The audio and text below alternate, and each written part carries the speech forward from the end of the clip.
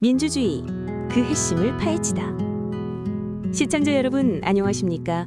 오늘 심층 분석 시간에는 현대 사회를 떠받치는 가장 중요한 정치 체제, 민주주의에 대해 집중 조명해 보겠습니다. 국민이 주인이라는 민주주의, 과연 어떤 조건에서 제대로 작동할 수 있을까요? 그리고 이 체제의 장점과 한계는 무엇일까요? 지금부터 정치학 권위자들의 연구를 바탕으로 민주주의의 실체를 낱낱이 파헤쳐 보겠습니다. 민주주의의 핵심은 명확합니다. 국민이 주권을 가지고 자유로운 선거를 통해 직접 또는 간접적으로 정치에 참여하는 체제입니다. 개인의 자유와 권리를 보장하고 법치주의를 기반으로 운영되는 것이 특징입니다. 그러나 전문가들은 경고합니다. 단순히 선거를 한다고 해서 민주주의가 되는 것은 아니라고 말입니다. 정치학계의 대표 연구자들이 공통적으로 지적하는 민주주의의 필수 조건 8가지를 정리했습니다. 첫째, 법치주의 확립입니다. 오스트리아 경제학자 하이에크는 1960년 저서에서 강조했습니다. 법이 모든 사람 위에 존재해야 하며 통치자도 예외가 되어서는 안 된다고 말입니다. 인위적 권력 행사가 차단되어야만 민주주의가 유지될 수 있습니다. 둘째, 자유롭고 공정한 정기선거입니다. 예일대 정치학 교수였던 로버트 달은 1971년 발표한 폴리아키 이론에서 이를 명확히 했습니다. 경쟁 가능한 복수 정당, 감시받는 개표, 강제 없는 투표가 필수라고 강조했습니다. 선거가 형식적으로만 운영되면 민주주의가 아니라 선거 권위주의에 불과하다는 것입니다. 셋째, 표현의 자유와 독립 언론입니다. 국제인권감시기관 프리덤 하우스는 언론 독립을 민주주의의 핵심 지표로 평가하고 있습니다. 정부 비판이 처벌받지 않고 다양한 의견이 공론장에 담겨야 한다는 것입니다. 넷째, 시민사회의 다양성과 자율성입니다. 스탠포드대 레리 다이아몬드 교수는 1999년 연구에서 밝혔습니다. 노동조합, 시민단체, 직능단체, 지역 커뮤니티 등의 활동이 제한 없이 가능해야 한다는 것입니다. 정부가 시민조직을 통제하면 민주주의의 기반이 약해진다고 경고했습니다. 다섯째, 권력 분립과 견제, 균형입니다.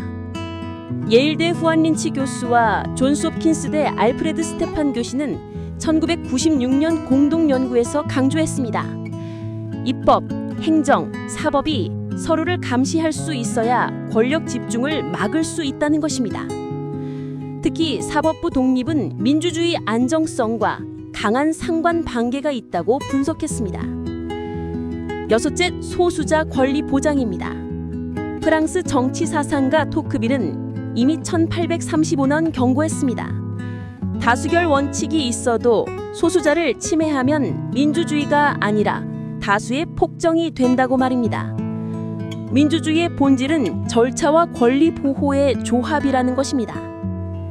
일곱째, 과도하지 않은 정치적 양극화입니다. 하버드대 스티븐 레비치키와 다니엘 지블렉 교수는 2018년 연구에서 밝혔습니다. 양극화가 특정 임계치를 넘으면 민주주의 제도가 붕괴하기 쉽다는 것입니다. 상호 관용과 제도적 자제가 필요하다고 강조했습니다. 여덟째, 경제적 기반입니다. MIT 데런 아세모글루 교수와 하버드대 제임스 로빈슨 교수는 2012년 연구에서 지적했습니다. 극심한 불평등은 민주주의를 약화시키고 포퓰리즘을 강화한다는 것입니다. 비교 정치학에서 중산층 비중은 민주주의 유지 확률과 강한 상관관계를 갖는다고 분석했습니다. 로버트 달, 현대민주주의 연구의 거장. 방금 언급된 로버트 달 교수, 어떤 인물일까요? 로버트 달은 1915년 미국 코네티컷주에서 태어나 2014년까지 살았던 현대민주주의 연구의 최고 권위자입니다. 예일대와 하버드대에서 정치학을 공부했고 평생 예일대 정치학 교수로 활동했습니다. 2차 세계대전 후 민주주의 붕괴와 발전을 연구하며 민주주의가 어떻게 작동하고 유지되는지를 체계화했습니다. 그의 핵심 주장은 명확합니다. 현실 민주주의는 이상적 직접 민주주의가 아니라는 것입니다. 경쟁 가능한 다수 정당과 시민 참여, 기본권 보장이 핵심인 폴리아키 개념을 제시했습니다. 달 교수는 현실적 접근을 강조했습니다. 이상적 민주주의보다 실제로 가능한 민주주의 모델을 제시한 것입니다. 평생 20권 이상의 책과 논문을 집필하며 민주주의 연구의 새로운 지평을 열었습니다. 그렇다면 민주주의의 장점과 단점은 무엇일까요? 먼저 장점입니다. 국민 주권이 실현됩니다. 시민들이 직접 또는 간접적으로 정치 결정에 참여해 자신의 의사를 반영할 수 있습니다. 권력 견제와 균형이 이루어집니다. 삼권 분립으로 독재나 권력 남용을 방지할 수 있습니다. 인권이 보호됩니다. 표현의 자유, 언론 자유, 집회 자유 등 기본권 보장이 법과 제도로 장치됩니다. 정치적 안정과 평화가 가능합니다. 다양한 의견 수용을 통해 사회 갈등을 제도적 절차로 해결할 수 있습니다. 혁신과 적응 가능성이 높습니다. 시민 투표와 선거를 통해 사회 변화와 요구에 유연하게 대응할 수 있습니다. 그러나 단점도 명확합니다. 결정 속도가 느립니다. 합의와 투표 과정을 거치기 때문에 신속한 정책 결정이 어렵습니다. 대중 영향력이 과도할 수 있습니다. 단기적 인기나 여론의 정책이 좌우될 수 있습니다. 전문성이 부족할 수 있습니다. 정치 참여자가 모두 전문가가 아니기 때문에 정책 효율성이 저하될 수 있습니다. 분열 위험이 있습니다.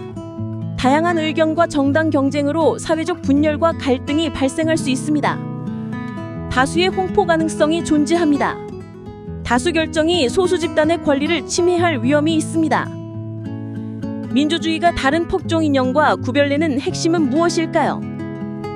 명확한 차이점들이 있습니다. 사회주의와 비교하면 민주주의는 시민 참여와 자유를 경쟁하지만 사회주의는 평등과 분배를 우선시합니다. 공산주의와는 민주주의가 사적 소유와 다당제를 어용하진 반면 공산주의는 생산무단 공동소유와 단일당 통제를 특징으로 합니다. 전체주의와는 근본적으로 다릅니다. 민주주의는 권력 분립과 자유를 보장하지만 전체주의는 국가와 당의 절대 권력과 개인 통제가 핵심입니다. 보수주의와 비교하면 민주주의는 제도적 변화와 개혁을 수용하지만 보수주의는 전통, 질서, 안정을 중시합니다. 자유주의와는 민주주의가 정치적 참여를 강조하지만 자유주의는 개인 자유와 시장 경제를 중심에 둡니다. 아나키즘과는 민주주의가 제도적 정부를 필요로 하지만 아나키즘은 정부 자체를 거부합니다. 파시즘과는 민주주의가 권력을 분산시키지만 파시즘은 강력한 지도자와 국가 권력 집중을 추구합니다. 생태주의와 비교하면 민주주의는 인간 중심 정치 인방, 생태주의는 환경과 지속 가능성 중심 정책을 강조합니다. 진보주의와는 중첩되는 부분이 있지만 진보주의가 사회 개혁과 평등 실현에 더 적극적입니다. 지금까지 민주주의의 핵심을 살펴봤습니다. 민주주의는 시민 참여와 자유를 보장하며 권력을 견제하는 시스템입니다. 하지만 속도와 효율성, 다수 홍보 문제가 단점으로 지적됩니다. 다른 이념과 비교했을 때 자유, 참여, 권력 분산이 민주주의의 핵심 차별점입니다. 전문가들은 강조합니다. 민주주의는 단순히 선거를 하는 것이 아니라 8가지 필수 조건이 충족될 때 비로소 제대로 작동한다고 말입니다. 시청자 여러분의 나라는 과연 이 조건들을 얼마나 충족하고 있습니까? 이상 심층 분석이었습니다. 사회주의, 평등을 향한 이념의 실체. 시청자 여러분 안녕하십니까? 오늘 심층 분석 시간에는 자본주의와 대립하며 20세기 세계를 양분했던 이념, 사회주의에 대해 집중 조명해 보겠습니다. 평등과 사회정의를 강조하는 사회주의. 과연 어떤 조건에서 제대로 작동할 수 있을까요? 그리고 이 이념이 약속하는 평등의 실체는 무엇일까요? 지금부터 카를 마르크스를 비롯한 사회주의 이론가들의 연구를 바탕으로 사회주의의 핵심을 낱낱이 파헤쳐 보겠습니다. 사회주의란 무엇인가? 사회주의의 핵심은 명확합니다. 평등과 사회정의를 강조하며 부의 재분배와 복지 확대를 통해 자본주의의 불평등을 해결하려는 이념입니다. 주요 생산수단의 사회적 소유 또는 국가 통제를 주장하는 것이 특징입니다. 그러나 전문가들은 지적합니다. 단순히 복지를 확대한다고 해서 사회주의가 되는 것이 아니라고 말입니다. 사회주의 이론가들과 비교 정치학자들이 공통적으로 지적하는 사회주의의 필수 조건 7가지를 정리했습니다. 첫째, 생산수단의 사회적 소유를 수용할 사회구조입니다. 카를 마르크스는 고타강령 비판에서, 프리드리히 엥겔스는 공상적 사회주의와 과학적 사회주의에서 강조했습니다. 사회주의의 핵심은 공장, 토지, 대규모 자본 등 생산수단의 사회 소유 또는 강한 공공통제라는 것입니다. 이를 위해선 사적 소유권을 부분적으로 제한하는 것에 대한 사회적 합의가 필요합니다. 둘째, 높은 수준의 조세와 재분배를 용인하는 문화입니다. 프랑스 경제학자 토마 피케티는 21세기 자본, 덴마크 사회학자 에스핑 앤더스는 복지자본주의의 3가지 세계에서 이를 분석했습니다. 사회주의 정책은 고율 조세, 누진세, 부유세, 사회보험 확대 등을 요구합니다. 구성원들이 개인 재산 일부가 공동체로 이전되는 것을 정당하다고 보는 사회적 가치가 필요하다는 것입니다. 셋째, 사회적 연대감과 공동체 의식입니다. 프랑스 사회학자 에밀 뒤르켐은 사회분업론에서, 경제인류학자 칼 폴라니는 거대한 전환에서 강조했습니다. 타인을 돕는 것이 곧 사회 전체 이익이라는 집단적 가치관이 강해야 사회주의 정책이 지속된다는 것입니다. 개인주의가 극단적으로 강한 사회에서는 사회주의 모델이 정착하기 어렵다고 분석했습니다. 노동자와 시민의 정치적 참여도가 높은 사회입니다. 독일 사회주의 운동가 로사 룩셈부르크는 개혁이냐 혁명이냐에서, 폴란드 정치학자 아담 푸세보르스키는 자본주의와 사회민주주의에서 이를 강조했습니다. 사회주의는 노동자 계급의 정치적 힘을 중요하게 봅니다. 민주적 사회주의는 특히 투표율, 노주 참여율, 시민 참여가 높을 때 안정적으로 유지된다는 것입니다. 다섯째, 노동권과 노동조합의 강한 제도적 지위입니다. 영국 사회학자 존 골드소프는 노동운동의 정치경제학에서, 스웨덴 정치학자 발터 코르피는 민주적 계급투쟁에서 분석했습니다. 강한 노조는 임금 협상, 복지 확대, 노동권 보장을 가능하게 하며 사회주의적 분배 구조의 핵심입니다. 노조가 약한 국가는 사회주의 정책을 지속하기 어렵다고 지적했습니다. 여섯째, 공공부문에 대한 높은 신뢰입니다. 스웨덴 정치학자 보 로스타인은 정부의 질에서, 폴란드 경제학자 오스카 랑게는 사회주의 경제이론에서 강조했습니다. 사회주의는 국가와 공공기관이 경제를 계획하거나 조정하는 비중이 높습니다.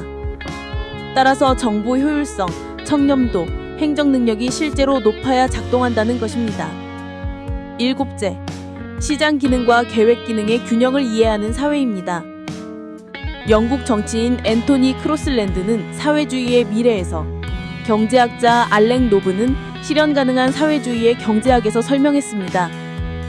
현대 사회주의, 즉 민주적 사회주의나 혼합 경제는 시장을 완전히 제거하지 않습니다. 가격 메커니즘과 공공계획, 사회안전망의 조합을 사회가 수용해야 한다는 것입니다. 카를 마르크스, 사회주의의 창시자. 사회주의를 논할 때 빼놓을 수 없는 인물, 카를 마르크스는 어떤 사람일까요? 카를 마르크스는 1818년 독일 트리어에서 태어났습니다. 어린 시절부터 책을 읽는 것을 좋아했고 역사와 철학에 관심이 많았습니다. 대학에서 법학과 철학을 공부하며 헤겔 철학의 영향을 받았습니다. 그는 기자, 혁명운동가, 사회주의 사상가로 활동했습니다. 독일, 프랑스, 벨기에, 영국 등 유럽 각지를 돌아다니며 사회주의 운동과 관련된 글을 다수 집필했습니다. 평생 가난하게 살면서도 사상과 연구에 몰두했습니다. 그의 대표 저작은 2가지입니다.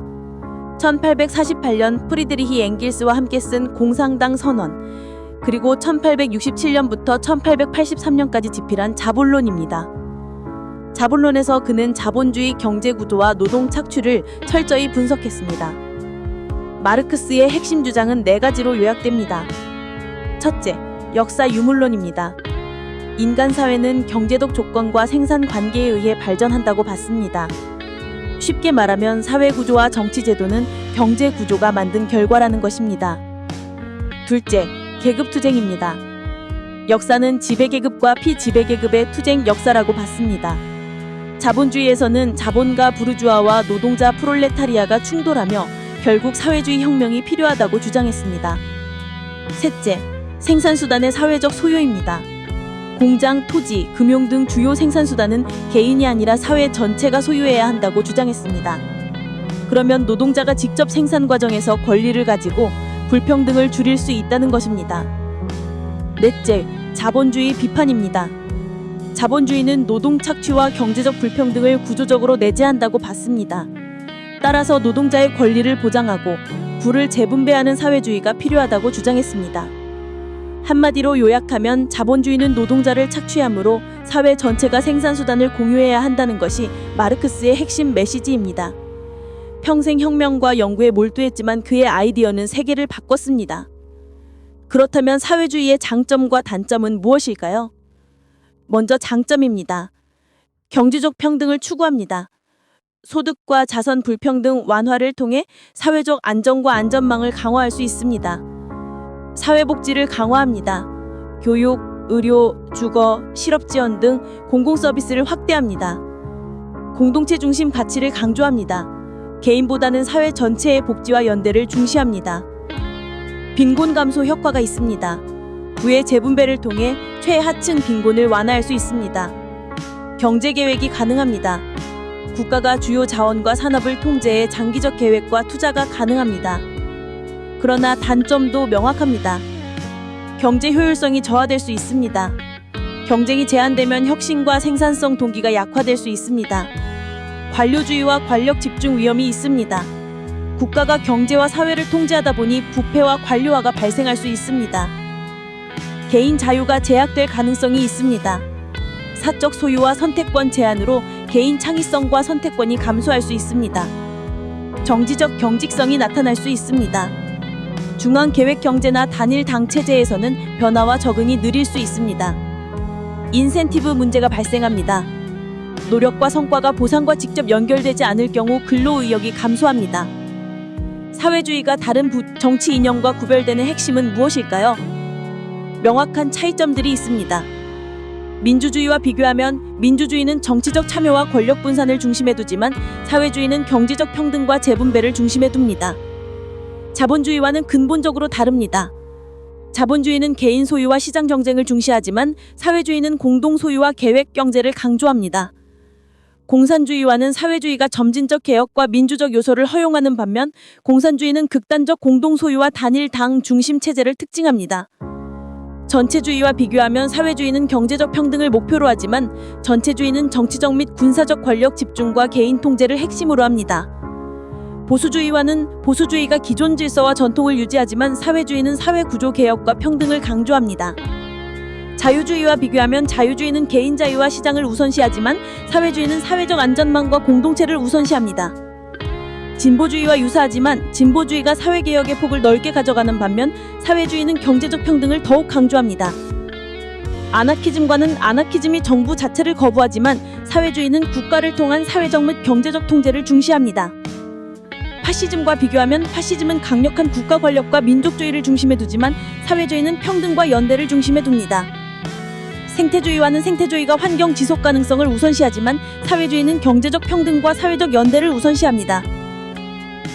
지금까지 사회주의의 핵심을 사회주의는 경제적 평등과 사회정의를 추구하며 부의 재분배를 통해 자본주의의 불평등을 해결하라는 이념입니다. 하지만 경제 효율성 저하, 관료주의, 개인 자유 제약 문제가 단점으로 지적됩니다. 다른 이념과 비교했을 때 생선 수반의 사회적 소유와 강력한 재분배 정책이 사회주의의 핵심 차별점입니다. 전문가들은 강조합니다. 사회주의는 단순히 복지를 확대하는 것이 아니라 7가지 필수 조건이 충족될 때 비로소 제대로 작동한다고 말입니다. 시청자 여러분, 나라는 과연 이 조건들을 얼마나 충족하고 있습니까? 이상 심층 분석이었습니다. 공산주의 완전한 평등을 향한 극단의 실험. 시청자 여러분, 안녕하십니까? 오늘 심층 분석 시간에는 20세기를 뒤흔든 가장 극단적인 이념, 공산주의에 대해 집중 조명해 보겠습니다. 사유재산을 완전히 폐지하고 계급 없는 사회를 꿈꾸는 공산주의. 과연 어떤 조건에서 작동할 수 있을까요? 그리고 이 이념이 약속했던 완전한 평등의 실체는 무엇일까요? 지금부터 카를 마르크스와 블라디미르 레닌을 비롯한 공산주의 이론가들의 연구를 바탕으로 공산주의의 핵심과 현실을 낱낱이 파헤쳐 보겠습니다. 공산주의란 무엇인가? 공산주의의 핵심은 극단적입니다. 사유재산을 완전히 폐지하고 모든 생산수단을 공동 소유하여 계급과 국가가 없는 완전한 평등사회를 건설하려는 이념입니다. 역사적으로 일당 독재체제로 구현되었다는 것이 특징입니다. 그러나 전문가들은 지적합니다. 공산주의는 사회주의보다 훨씬 더 까다로운 조건을 요구한다고 말입니다. 공산주의 이론가들과 역사 연구자들이 공통적으로 지적하는 공산주의의 필수 조건 7가지를 정리했습니다. 첫째, 사유재산 폐지를 수용할 수 있는 사회 구조입니다. 카를 마르크스는 공산당 선언에서, 프리드리히 엥겔스는 반대링론에서 강조했습니다. 공산주의의 필수 조건은 생산수단 사유재산의 완전 폐지라는 것입니다. 토지, 공장, 금융, 대규모 자본이 전부 공동소유여야 가능합니다. 이를 수용하려면 높은 집단주의와 평등주의 가치가 필요합니다.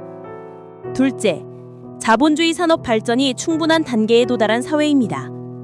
마르크스는 고타 강령 비판과 정치 경제학 비판 요강에서 규정했습니다. 공산주의가 성립하려면 고도로 발달한 생산력, 즉 생산 기술과 산업 규모가 필요하다는 것입니다. 이유는 명확합니다. 풍부한 생산이 있어야 계급 폐지가 가능하기 때문입니다. 공식적으로 표현하면 생산력이 사회 구성원의 필요량보다 크거나 같아야 합니다. 이 조건이 충족되어야 필요에 따른 분배가 가능하다는 것입니다. 셋째, 계급 갈등이 극한 단계에 도달한 사회입니다. 마르크스와 엥겔스는 독일 이데올로기에서, 블라디미르 레닌은 국가와 혁명에서 이를 분석했습니다. 공산주의 혁명은 역설적으로 계급 모순이 최고조가 되어야 발생한다는 이론입니다. 즉, 노동자 다수가 기존 체제인 자본주의를 정당하지 않다고 인식해야 한다는 것입니다. 넷째, 국가 권력 장악을 가능하게 하는 조직된 정치 구조입니다. 레닌은 무엇을 할 것인가? 트로츠키는 배반당한 혁명에서 강조했습니다. 역사적 공산주의는 모두 일당 중심 정치 체계로 구현되었습니다. 이유는 명확합니다. 생산수단 공동화, 재분배, 계획경제는 단일 권력구조 없이는 실행이 어렵기 때문입니다. 다섯째, 계획경제를 운영할 수 있는 높은 행정과 관료 능력입니다. 경제학자 알랭 노브는 실현 가능한 사회주의의 경제학에서, 야노시 코르나이는 사회주의 체제에서 분석했습니다. 공산주의 경제는 계획 생산과 계획 분배이므로 뛰어난 관료 행정력이 필요합니다. 과잉 관료주의와 비효율은 공산주의 붕괴 요인의 핵심으로 분석되었습니다. 여섯째, 강한 집단주의와 평등주의 문화입니다. 프랑스 철학자 로이 알투세르는 이데올로기와 이데올로기적 국가장치에서, 경제 인류학자 칼 폴라니는 거대한 전환에서 강조했습니다.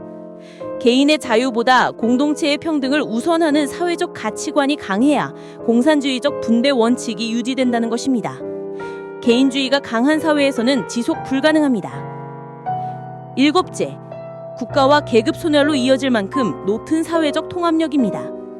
마르크스는 고타 강령 비판에서, 엥겔스는 가족, 사유재산, 국가의 기원에서 설명했습니다. 마르크스 이론의 최종 목표는 국가가 사라지는 단계, 즉 코뮤니즘입니다. 이를 위해선 사회 구성원 간 갈등이 최소화되고 경제적 건궁이 없는 수준의 생산력과 분배 구도가 필요합니다. 블라디미르 레닌, 공산주의의 실천가. 공산주의를 현실로 만든 인물 블라디미르 레닌은 어떤 사람일까요? 블라디미르 레닌은 1870년 러시아 심브리스크, 현재 울리아노티스크에서 태어났습니다. 부모 모두 교육 수준이 높았고 혁명적 사고에 영향을 받았습니다. 청년 시절 형의 반체제 활동으로 충격을 받으며 혁명 사상에 몰입했습니다. 그는 러시아 사회민주노동당에서 활동하며 볼세비키 분파의 지도자가 되었습니다. 1917년 10월 혁명을 주도해 러시아 제국에서 소비에트 정부를 수립했습니다. 이후 초기 소비에트 연방, 즉 소련 체제를 구축하며 공산주의 실험을 현실화했습니다. 레닌의 특징은 명확합니다. 마르크스 이론을 현실 정치에 적용한 실천가였다는 것입니다. 단일 정당 중심 체제, 중앙 집권 계획 경제, 혁명적 폭력 전술 등 실제 공산주의 정책을 시행했습니다. 레닌의 공산주의 핵심 주장은 4가지로 요약됩니다. 첫째, 혁명은 필수. 기존 자본주의 국가에선 노동자 계급이 스스로 혁명을 주도할 수 없다고 보고 혁명적 전의당이 필요하다고 주장했습니다. 둘째, 중앙 집권적 권력 구조입니다. 계획 경제와 생산수단 공동화를 위해 강력한 중앙 권력이 필수라고 봤습니다. 이는 후대 소비에트 모델의 일당 체제로 연결되었습니다. 셋째, 계급 해체와 사회적 통합을 지향했습니다. 장기 목표는 국가와 계급 소멸을 통한 완전 공산주의 달성이었습니다. 단기적으로는 계급적 불평등 제거와 생산수단 사회화를 추구했습니다. 넷째, 실천적 공산주의입니다. 마르크스가 이론으로 제시한 이상을 현실 정치에 적용했습니다. 폭력혁명, 계획경제, 국가 독점 등 공산주의 구현을 시도했습니다.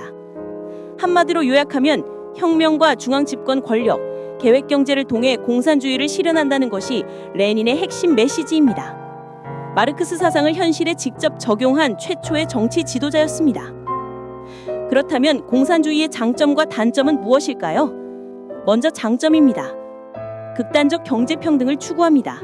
사적 소유를 폐지하고 모든 재산을 공동소유로 전환해 계층 차이를 제거하려는 목표로 합니다. 빈곤과 실업 제거가 가능합니다.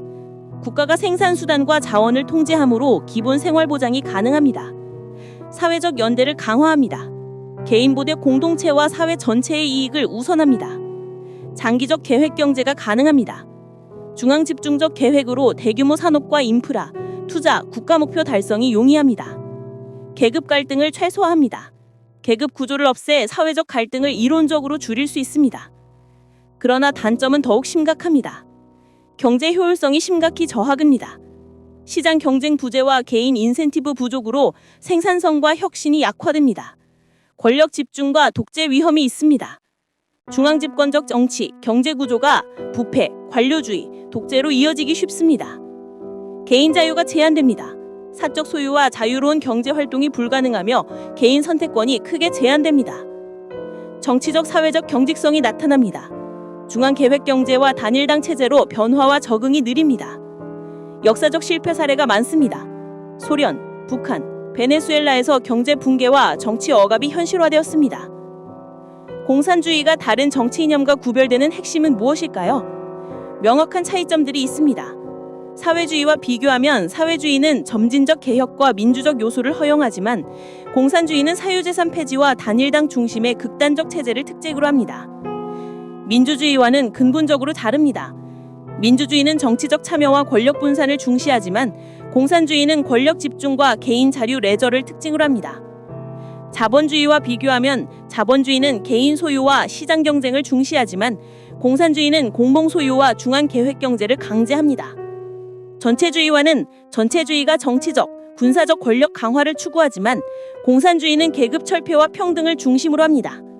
보수주의와 비교하면 보수주의는 전통 유지를 중시하지만 공산주의는 기존 경제와 사회 구조의 전면 개편을 추구합니다. 자유주의는 개인 자유와 시장을 우선하지만 공산주의는 국가 통제와 평등을 우선합니다.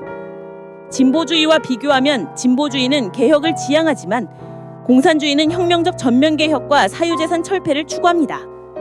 아나키즘과는 아나키즘이 경부를 거부하지만 공산주의는 국가 권력 집중으로 사회를 통제합니다. 파시즘과 비교하면 파시즘은 국가 권력 강화와 민족주의를 중심으로 하지만 공산주의는 계급 철폐와 평등을 중심으로 합니다. 생태주의가 환경 지속 가능성을 우선하지만 공산주의는 경제적 사회적 평등을 중심으로 합니다. 지금까지 공산주의의 핵심을 살펴보았습니다. 공산주의는 극단적 평등과 계급 철폐를 핵심 목표로 하며 사유재산을 완전히 폐지하고 중앙집중적 계획경제를 추구합니다. 하지만 경제 효율성 심각 저하, 개인 자유 제한, 권력 집중 문제가 치명적 단점으로 지적됩니다. 다른 이념과 비교했을 때 사유재산의 완전 폐지와 중앙집중적 계획경제가 공산주의의 가장 큰 차별점입니다. 전문가들은 경고합니다.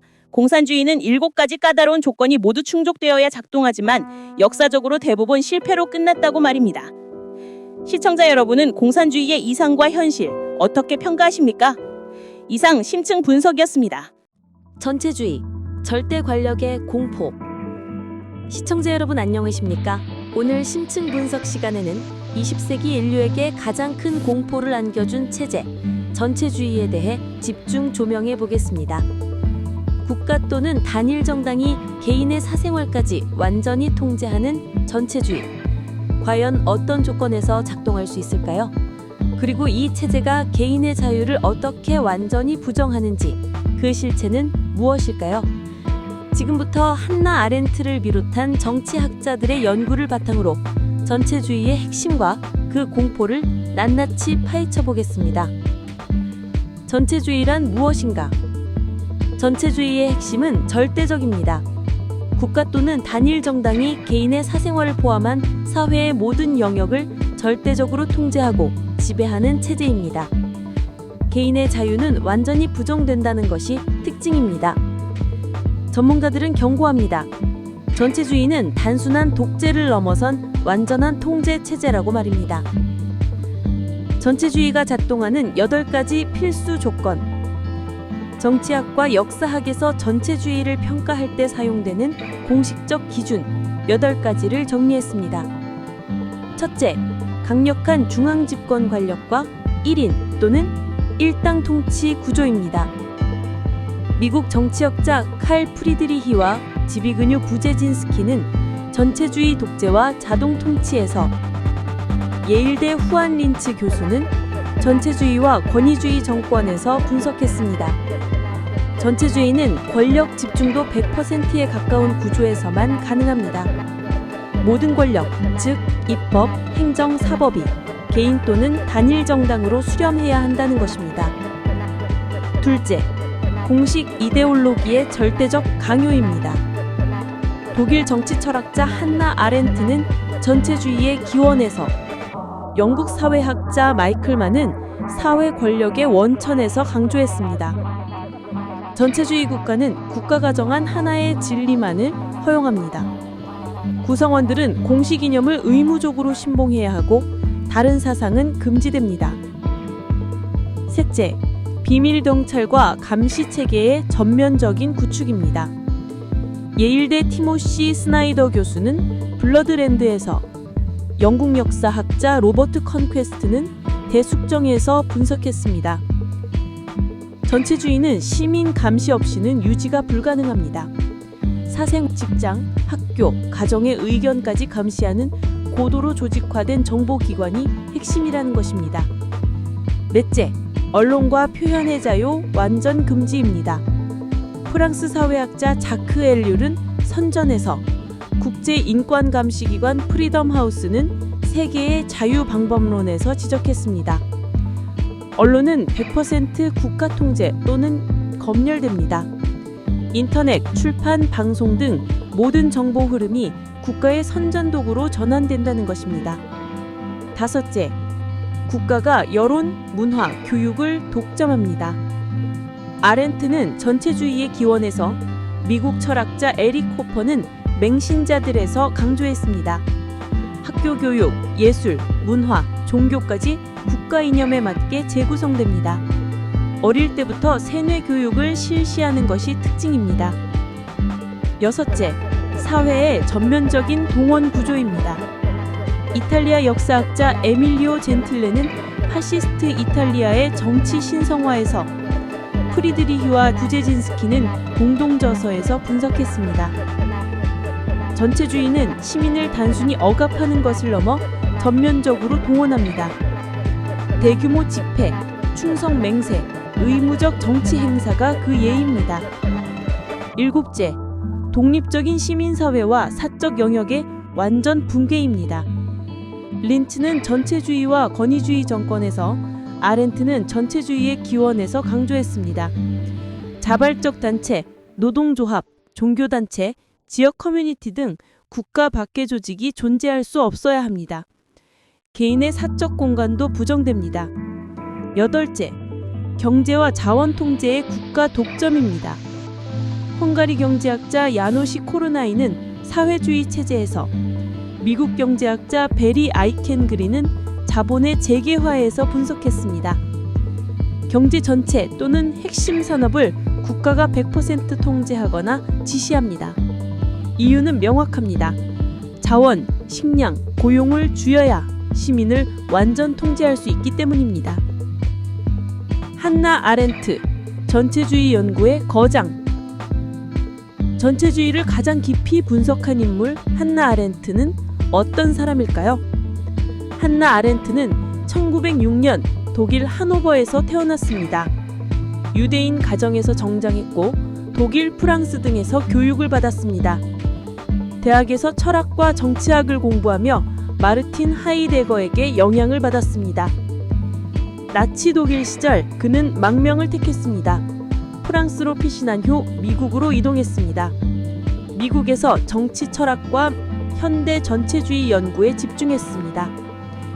수많은 저술을 통해 전체주의를 분석하고 인간 자유와 권력 관계를 탐구했습니다. 그의 대표 저작은 두 가지입니다. 1951년 출간한 전체주의의 기원에서는 나치와 스탈린 체제를 사례로 전체주의 특성을 분석했습니다. 1958년 출간한 인간의 조건에서는 자유와 정치적 행위의 중요성을 강조했습니다. 아렌트의 핵심 주장은 5가지로 요약됩니다. 첫째, 전체주의는 권력 집중과 이데올로기 강요의 결합입니다. 단일 지도자 또는 정당의 모든 권력이 집중되며 모든 시민은 공식 이데올로기를 따라야 합니다. 둘째, 전체주의는 감시와 공포 위에서 유지됩니다. 비밀 경찰, 시민 감시, 집단 동원 등이 필수적 요소입니다. 개인 사생활이나 독립적 사고는 철저히 억압됩니다. 셋째, 언론, 문화, 교육 장악입니다. 모든 정보와 문화는 국가 통제 하에 놓이며 세뇌 교육과 선전으로 시민을 통제합니다. 넷째, 시민사회 붕괴와 경제 통제입니다. 독립시민조직, 개인 사적 공간은 존재할 수 없으며 경제와 자원도 국가가 독점합니다. 다섯째, 현대사회 분석에 활용됩니다. 아렌트의 연구는 나치, 스탈린 체제뿐 아니라 현대 권위주의와 전체주의 평가의 기준으로 사용됩니다. 한마디로 요약하면 전체주의는 권력 집중, 절대적 이데올로기, 감시, 시민사회 파괴로 유지된다는 것이 아렌트의 핵심 메시지입니다. 나치와 스탈린 경험을 직접 보고 분석하여 전체주의 작동 원리를 체계화한 것입니다. 그렇다면 전체주의의 장점과 단점은 무엇일까요? 먼저 장점입니다. 정치적 사회적 통제가 용이합니다. 중앙 권력이 모든 영역을 통제해 질서 유지가 쉽고 사회 혼란을 최소화할 수 있습니다. 대규모 정책을 신속하게 추진할 수 있습니다. 독립적 반대 세력이 거의 없으므로 경제, 군사, 사회 정책을 빠르게 실행할 수 있습니다. 국가 목표에 집중할 수 있습니다. 국민과 자원을 국가 전략 목표에 효율적으로 집중시킬 수 있습니다. 사회적 안정을 장기적으로 확보할 수 있습니다. 권력 집중으로 범죄, 혼란, 파벌 갈등을 단기적으로 억제할 수 있습니다. 그러나 단점은 훨씬 더 심각합니다. 개인 자유가 심각하게 제한됩니다. 정치적 표현, 사상, 언론, 집회의 자유가 거의 없습니다. 권력남용과 독재 위험이 있습니다. 권력이 한 곳에 집중되면 법폐와 포갑이 심화됩니다. 경제적 사회적 비효율이 발생합니다. 반대 의견 억제로 창의성과 시정 효율성이 저하됩니다. 사회 불만이 잠재적으로 폭발할 수 있습니다. 장기적으로 국민 불만이 쌓이면 폭력적 저항 가능성이 존재합니다. 정보 통제와 현실 왜곡이 일어납니다. 독재적 선전과 검열로 잘못된 정책이 장기간 지속될 수 있습니다. 전체주의가 다른 정치 이념과 구별되는 핵심은 무엇일까요? 명확한 차이점들이 있습니다. 민주주의와는 정반대입니다. 민주주의는 권력 분산과 정치 참여를 보장하지만 전체주의는 권력 집중과 정치적 통제를 특징으로 합니다. 사회주의와 비교하면 사회주의는 경제 평등과 복지를 지향하지만 전체주의는 경제와 사회 관계를 통제 수단으로 삼아 권력을 우선시합니다. 공산주의와는 공산주의가 계급 철폐와 평등을 목표로 하는 반면 전체주의는 국가 권력 집중과 사회 통제를 중심에 둡니다. 보수주의와 비교하면 보수주의는 전통과 질서 유지를 중시하지만 전체주의는 권력 집중과 사회 전면 통제를 추구합니다. 자유주의와는 근본적으로 다릅니다. 자유주의는 개인 자유와 시장을 우선시하지만 전체주의는 개인 자유 억압과 국가 통제를 우선시합니다. 진보주의와 비교하면 진보주의는 사회 개혁과 변화를 추구하지만 전체주의는 변화를 국가 목표에 맞춰 강제합니다. 아나키즘과는 아나키즘이 정부와 권력을 거부하지만 전체주의는 권력을 절대화하고 통제합니다. 파시즘과 비교하면 파시즘은 국가주의와 민족주의를 강조하지만 전체주의는 권력 집중과 사회 전반 통제가 핵심입니다. 생태주의와는 생태주의가 환경 지속성을 강조하는 반면 전체주의는 사회적 정치적 통제를 중심에 둡니다.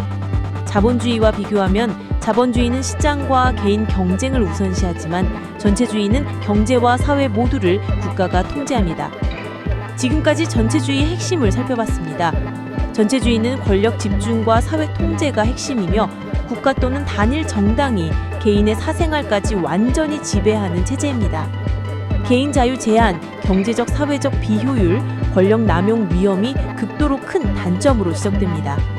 다른 이념과 비교했을 때 국가 권력의 절대적 집중과 정치 사회 전방위 통제가 전체주의의 가장 큰 차별점입니다.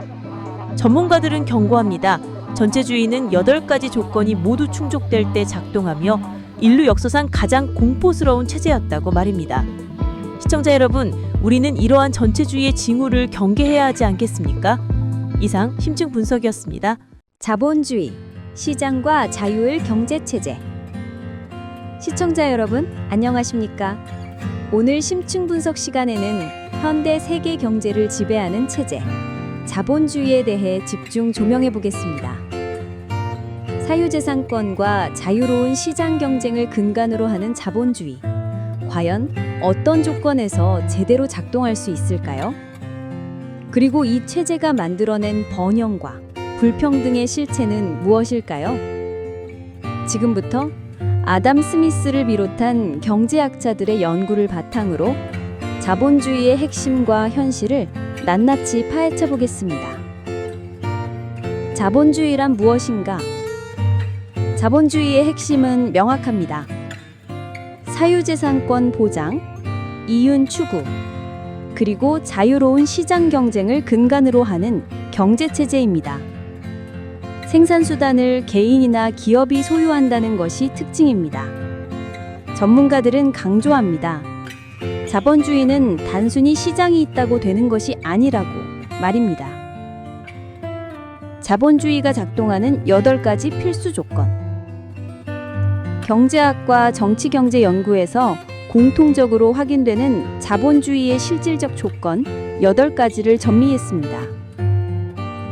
첫째, 강한 사유재산권 보호입니다. 18세기 경제학자 아담 스미스는 국부론에서, 더글러스 노스는 제도 변화와 경제 성과에서 강조했습니다. 이것은 자본주의의 절대 조건입니다. 토지, 기업, 기술, 자본에 대한 개인 소유권이 법률로 강하게 보장되어야 합니다. 계약이 법적 권위로 집행되어야 투자와 축적이 가능하다는 것입니다. 둘째, 자유시장과 가격 메커니즘의 안정적 작동입니다. 오스트리아 경제학자 프리드리히 하이에크는 노예의 길에서, 미국 경제학자 밀턴 프리드먼은 자본주의와 자유에서 분석했습니다. 가격이 수요와 공급에 따라 자유롭게 결정되어야 자본주의가 기능합니다. 정부가 가격을 전면 통제하는 사회는 자본주의가 유지될 수 없다는 것입니다. 셋째, 경쟁을 보장하는 제도적 환경입니다. 오스트리아 경제학자 조셉 슌페터는 자본주의, 사회주의, 민주주의에서 경제인류학자 칼 폴라니는 거대한 전환에서 강조했습니다. 독점, 담합, 카르텔을 제어하는 경쟁법과 반독점 규제가 필요합니다. 경쟁이 없다면 자본주의는 효율성을 잃고 독점 자본주의로 변한다는 것입니다. 넷째, 계약의 자유와 법치주의입니다. 독일 사회학자 막스 베버는 경제와 사회에서, 더글러스 노스는 법의 지배와 경제 발전에서 분석했습니다. 경제 행위가 임의적 정치 권력이 아니라 법에 의해 보호되어야 합니다. 법적 안정성이 있어야 투자, 거래, 사업이 장기적으로 가능하다는 것입니다. 다섯째, 금융 시스템의 발달입니다. 미국 경제학자 라구람 라잔과 루이지 징갈레스는 자본주의를 자본가로부터 구하기에서, 찰스 킨들버거는 광기, 패닉, 붕괴에서 강조했습니다. 자본주의는 자본 조달이 핵심이므로 금융시장이 반드시 필요합니다. 은행, 증권시장, 보험, 투자 시스템이 발전하지 않으면 자본 축적이 불가능하다는 것입니다. 여섯째, 기업 활동의 자유입니다. 슌페터는 경제 발전의 이론에서, 미국 경제학자 디어드리 매클로스키는 부르주아의 품격에서 분석했습니다. 기업가가 자유롭게 창업하고 혁신하고 투자할 수 있어야 자본주의가 유지됩니다. 규제가 과도하면 시장 기능이 마비된다는 것입니다. 일곱째, 노동시장의 유연성입니다. 미국 경제학자 게리 베커는 인적 자본에서, 경제협력개발기구는 고용 전망에서 강조했습니다. 자본주의는 노동이 시장에서 거래되는 구조이므로 고용, 해고, 임금 협상이 시장 기반으로 작동해야 합니다. 강한 강제 배급이나 강제 노동 구조가 있으면 자본주의 유지가 불가능하다는 것입니다. 여덟째, 정부의 제한된 역할과 필수적 규제입니다. 밀턴 프리드먼은 자본주의와 자유에서, 칼 폴라니는 거대한 전환에서 분석했습니다. 순수 자유방임주의는 거의 존재한 적이 없으며, 실제 자본주의 국가는 필요한 규제와 최소 개입을 조합해 운영합니다. 필수 요소는 재산권 보호, 사기와 부패 방지, 시장 왜곡 방지, 공정 경쟁 보장, 사회 안전망 최소 제공입니다. 아담 스미스, 자본주의의 아버지. 자본주의를 체계화한 인물, 아담 스미스는 어떤 사람일까요? 아담 스미스는 1723년 스코틀랜드 커클코디에서 태어났습니다. 글래스고와 옥스포드에서 철학과 도덕 철학을 공부했습니다. 초기에는 윤리 철학에 관심이 많았고 인간 행동과 사회 구조 연구를 시작했습니다. 그는 글래스고 대학교에서 철학 교수로 활동했습니다. 경제학과 정치경제학의 토대를 세웠습니다. 상업과 자유무역, 시장 작동 원리에 대한 연구를 집대성했습니다. 그의 대표 조작은 두 가지입니다. 1776년 출간한 국부론은 자본주의 경제학의 고전이 되었습니다. 1759년 출간한 도덕감정론에서 경제와 인간 심리, 도덕의 관계를 탐구했습니다. 아담 스미스의 핵심 주장은 네 가지로 요약됩니다. 첫째, 보이지 않는 손입니다. 개인이 자신의 이익을 추구하면 마치 보이지 않는 손이 사회 전체의 부를 증진시키는 것처럼 작동합니다. 시장에 대한 자연적인 조정과 효율성을 강조한 것입니다. 둘째, 자유시장과 경쟁의 중요성입니다. 정부의 개입이 미니멀된 자유로운 시장에서 경쟁이 이루어질 때 경제가 효율적으로 성장합니다.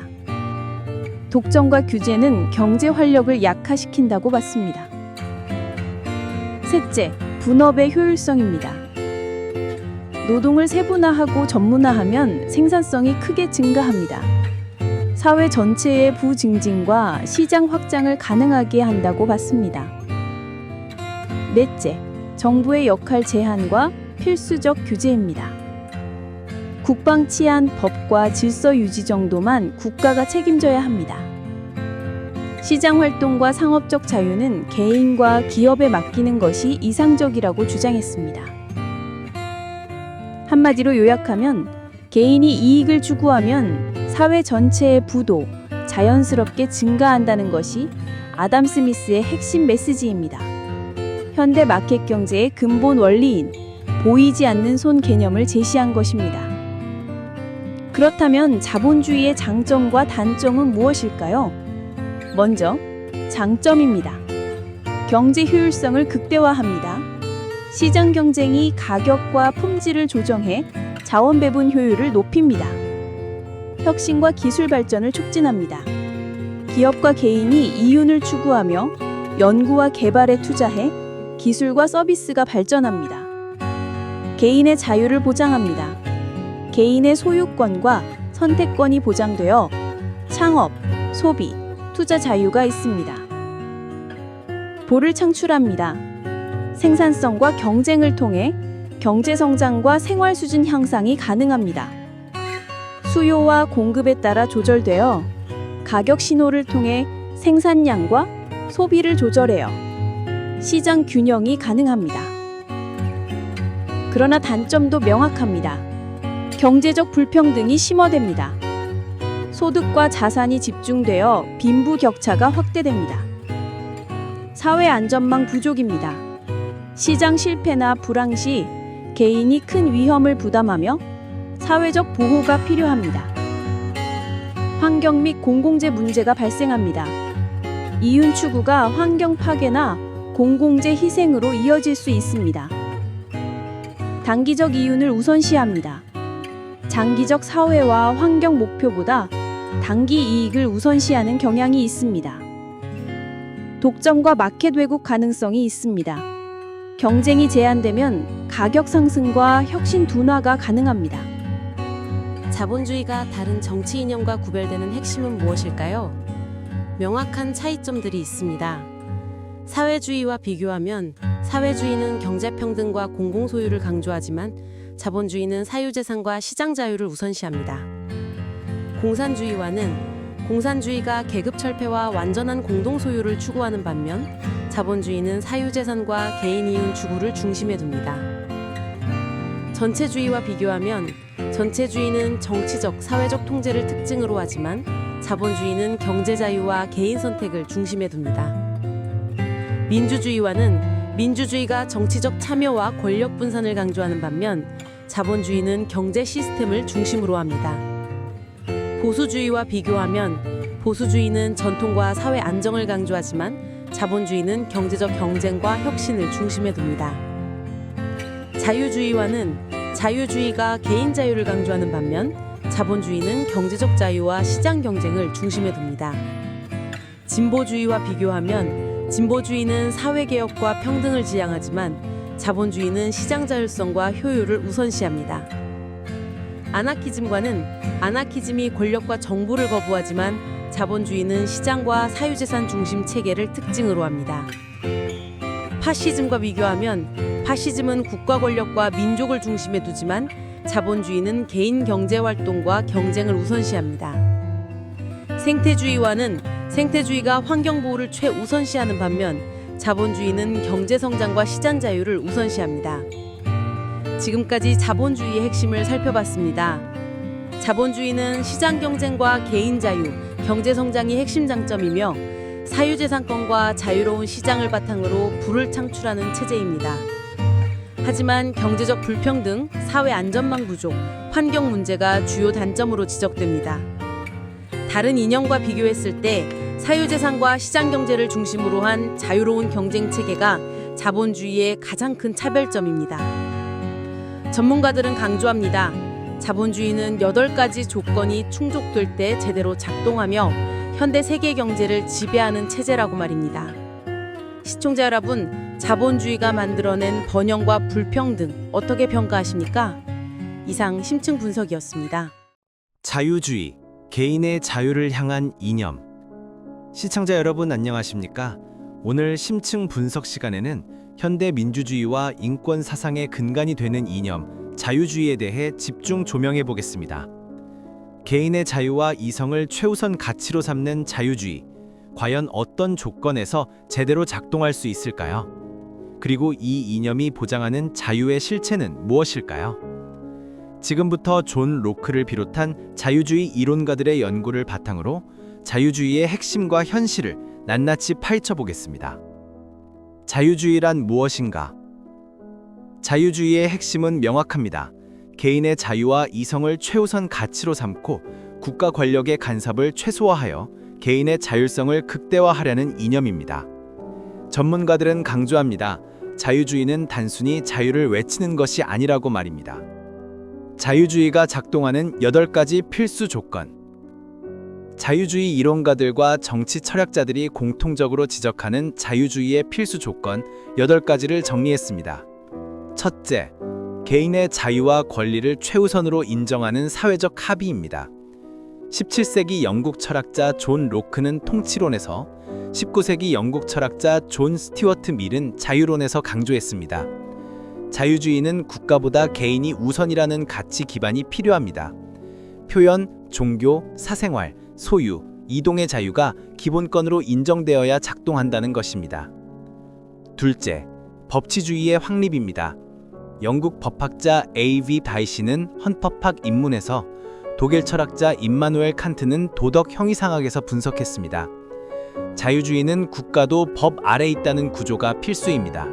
정부 권력이 임의적으로 개인을 구속할 수 없어야 합니다. 공식적으로 표현하면 국가 권력은 법보다 작거나 같고 법은 개인의 권리 보장보다 작거나 같아야 한다는 것입니다. 셋째, 권력 분입의 안정적 작동입니다. 프랑스 정치 철학자 몽테스키웨는 법의 정신에서 강조했습니다. 자유주의는 권력 집중을 가장 위험한 요소로 봅니다. 입법, 사법, 행정의 수평적 분리가 필수라는 것입니다. 넷째, 시장의 자유로운 활동, 즉 경제적 자유 보장입니다. 아담 스미스는 국부론에서, 오스트리아 경제학자 프리드리히 하이에크는 자유의 헌법에서 분석했습니다. 완전 자유 방임은 아니지만 개인이 원하는 경제 활동을 자율적으로 수행할 수 있는 시장 환경이 필수라는 것입니다. 다섯째, 다원주의 사회입니다.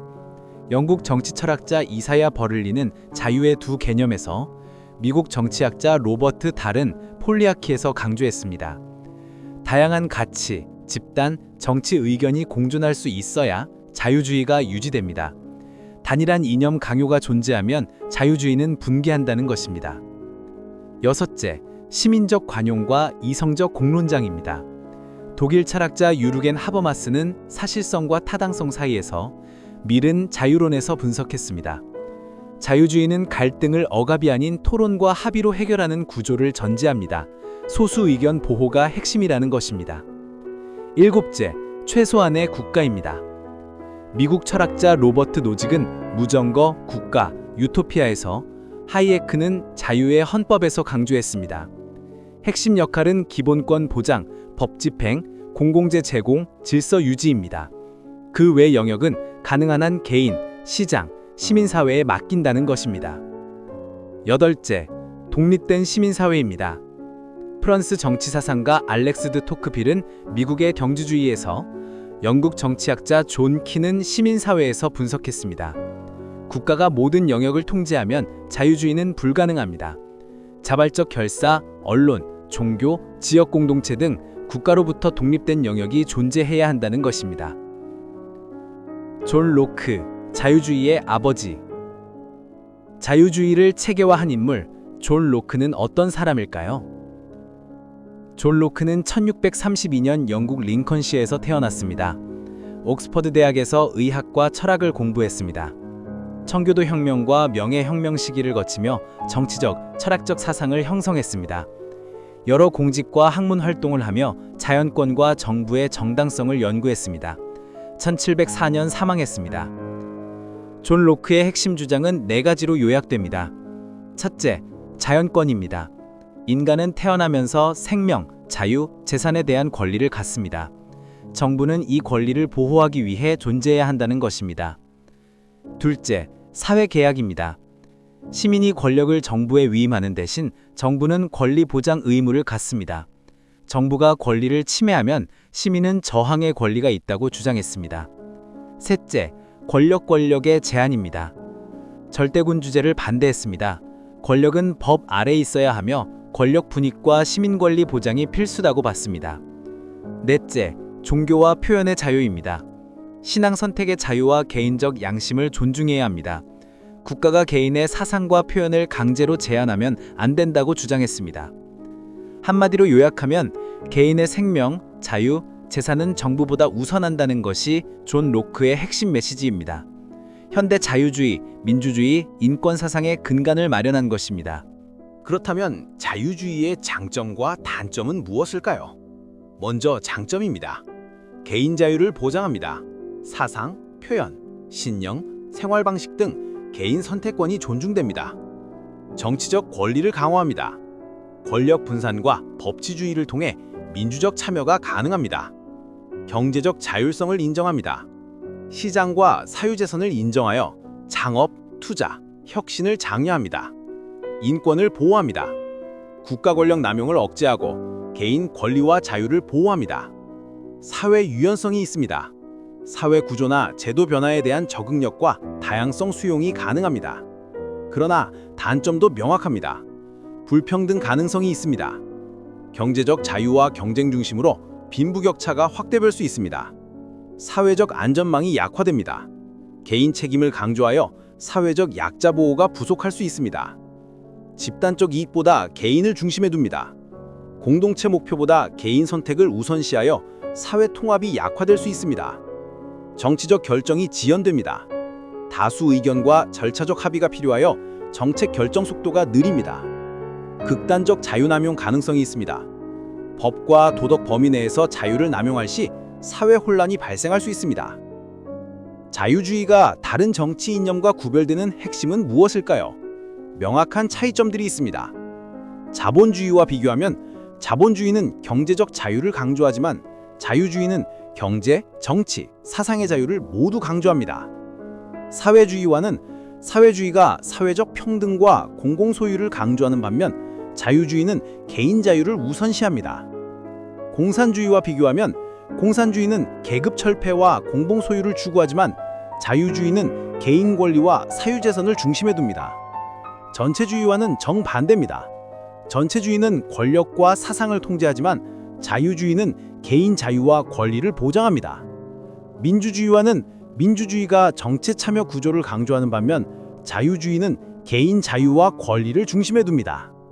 보수주의와 비교하면 보수주의는 전통과 사회 안정을 우선시하지만 자유주의는 개인 선택과 변화 수용을 강조합니다. 진보주의가 사회개혁과 평등을 강조하는 반면 자유주의는 개인 자유와 권리를 강조합니다.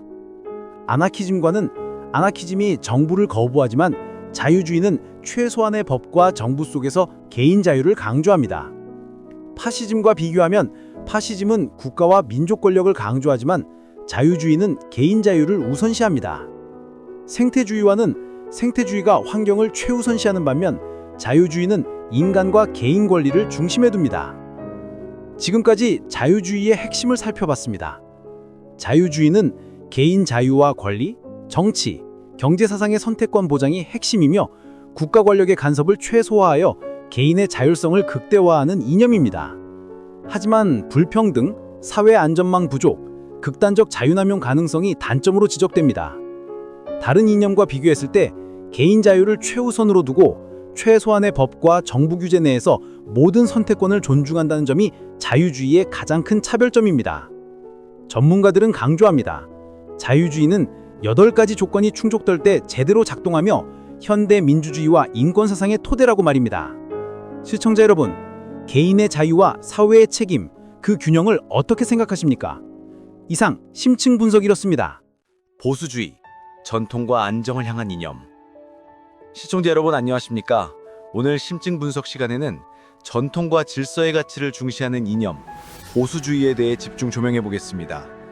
기존 제도와 사회 질서의 유지를 중요시하는 보수주의, 과연 어떤 조건에서 제대로 작동할 수 있을까요? 그리고 이 이념이 추구하는 안정의 실체는 무엇일까요? 지금부터 에드먼드 버크를 비롯한 보수주의 사상가들의 연구를 바탕으로 보수주의의 핵심과 현실을 낱낱이 파헤쳐 보겠습니다. 보수주의란 무엇인가? 보수주의의 핵심은 명확합니다. 전통, 기존 제도, 사회 질서의 유지 및 계승을 중요시하며 급진적인 변화보다는 안정과 점진적인 개혁을 추구하는 이념입니다. 전문가들은 강조합니다. 보수주의는 단순히 변화를 거부하는 것이 아니라고 말입니다. 보수주의가 작동하는 8가지 필수 조건. 정치학자들과 사회학자들이 공통적으로 지적하는 보수주의의 필수 조건 8가지를 정리했습니다. 첫째, 전통과 역사에 대한 깊은 존중입니다. 브리타니카 백과사전과 정치학 연구소는 분석합니다.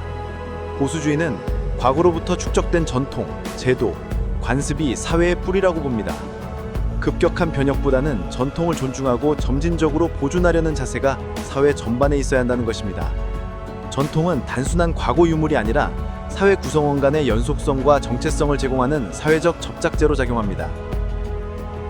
둘째, 인간 본성에 대한 비관적이고 현실적인 인식입니다. 브리타니카 백과사전과 정치학 연구소는 강조합니다. 보수주의는 인간이 본질적으로 완전히 이성적이거나 선하지 않다고 봅니다. 실수하고 결함이 있는 존재로 이해하기 때문에 인간의 행동에는 한계와 위험이 있고 이를 통제할 필요가 있다는 관점이 중요하다는 것입니다.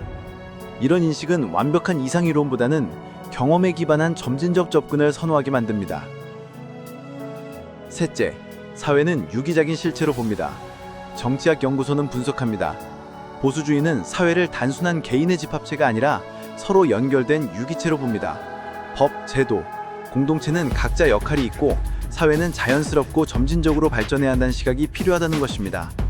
이 유기적 사회관은 안정과 질서를 유지하는 데 핵심적이며 무작위적이고 급진적인 변화를 경계하게 만듭니다.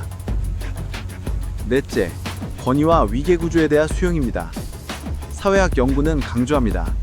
보수주의 사회에서는 전통적 제도, 즉 가족, 교회, 지역 공동체 등이 권위, 즉 지도자와 제도가 중요하게 작동해야 한다는 것입니다. 권위는 억압이 아니라 질서를 유지하는 기능으로 받아들여진다는 것입니다.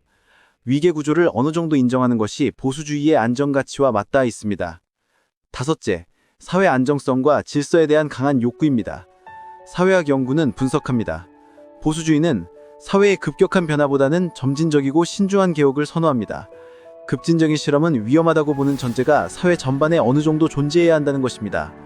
안정은 보수주의의 핵심 목표 중 하나이며 이를 위해 기존 제도와 가치가 보호되어야 한다는 공감대가 필요합니다. 여섯째, 제한된 정부 또는 보수적 정부 역할에 대한 합의입니다. 보수주의 백과사전은 설명합니다. 보수주의는 반드시 모든 정부 개입을 반대하는 것은 아니지만 정부 역할은 전통 유지, 사회 질서 수호, 도덕적 가치 보존에 집중될 필요가 있다는 인식에 있어야 합니다. 특히 변화나 개혁은 정부의 역할보다는 사회 내부의 전통적 제도나 공동체에서 자연스럽게 이루어지는 것이 더 낫다는 생각이 보수주의 사회에 퍼져 있어야 한다는 것입니다. 일곱째, 사회적 연대와 공동체 유대입니다. 정치학 연구소는 강조합니다. 전통적 공동체, 즉 가족, 지역사회, 종교 공동체 등이 강해야 합니다. 보수주의는 개인보다 공동체를 중시하는 경향이 있어서 이것이 기반이 되어야 한다는 것입니다. 이러한 공동체는 사회적 책임감, 도덕적 가치, 연대의식을 유지하는 역할을 합니다. 여덟째, 시대 변화에 대한 신중한 수용입니다. 위키백과는 실용보수주의를 설명합니다. 전통만 고수하는 것이 아니라 변화가 불가피하거나 필요할 때는 점진적이고 실용적인 방식으로 수용하는 태도가 있어야 한다는 것입니다. 이는 보수주의의 유연성과 현실적 능력을 보여주는 요소로 사회가 급격히 바뀌는 환경에서도 보수주의가 지속 가능하게 해줍니다. 에드먼드 버크, 현대 보수주의의 사상가. 보수주의를 체계화한 인물, 에드먼드 버크는 어떤 사람일까요? 에드먼드 버크는 1729년 아일랜드 더블린에서 태어났습니다. 더블린 대학교에서 학문을 수학한 후 런던으로 이주해 정치와 철학 활동을 시작했습니다. 영국 하원의원으로 활동하며 프랑스 혁명과 정치 철학 관련 저술을 남겼습니다. 1797년 런던에서 사망했습니다. 에드먼드 버크의 핵심 주장은 5가지로 요약됩니다. 첫째, 전통과 관습 존중입니다. 사회는 과거 세대가 만들어온 지혜와 경험 위에 존재합니다. 급진적인 변화보다 점진적인 개혁을 선호했습니다. 둘째, 유기적 사회관.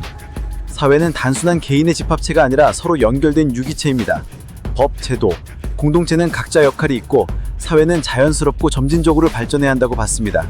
셋째, 인간 본성에 대한 현실적인 인식. 인간은 완전히 이성적이거나 선하지 않습니다. 권력과 자유를 무조건 신뢰할 수 없기 때문에 질서와 권위가 필요하다고 주장했습니다. 넷째, 점진적인 개혁.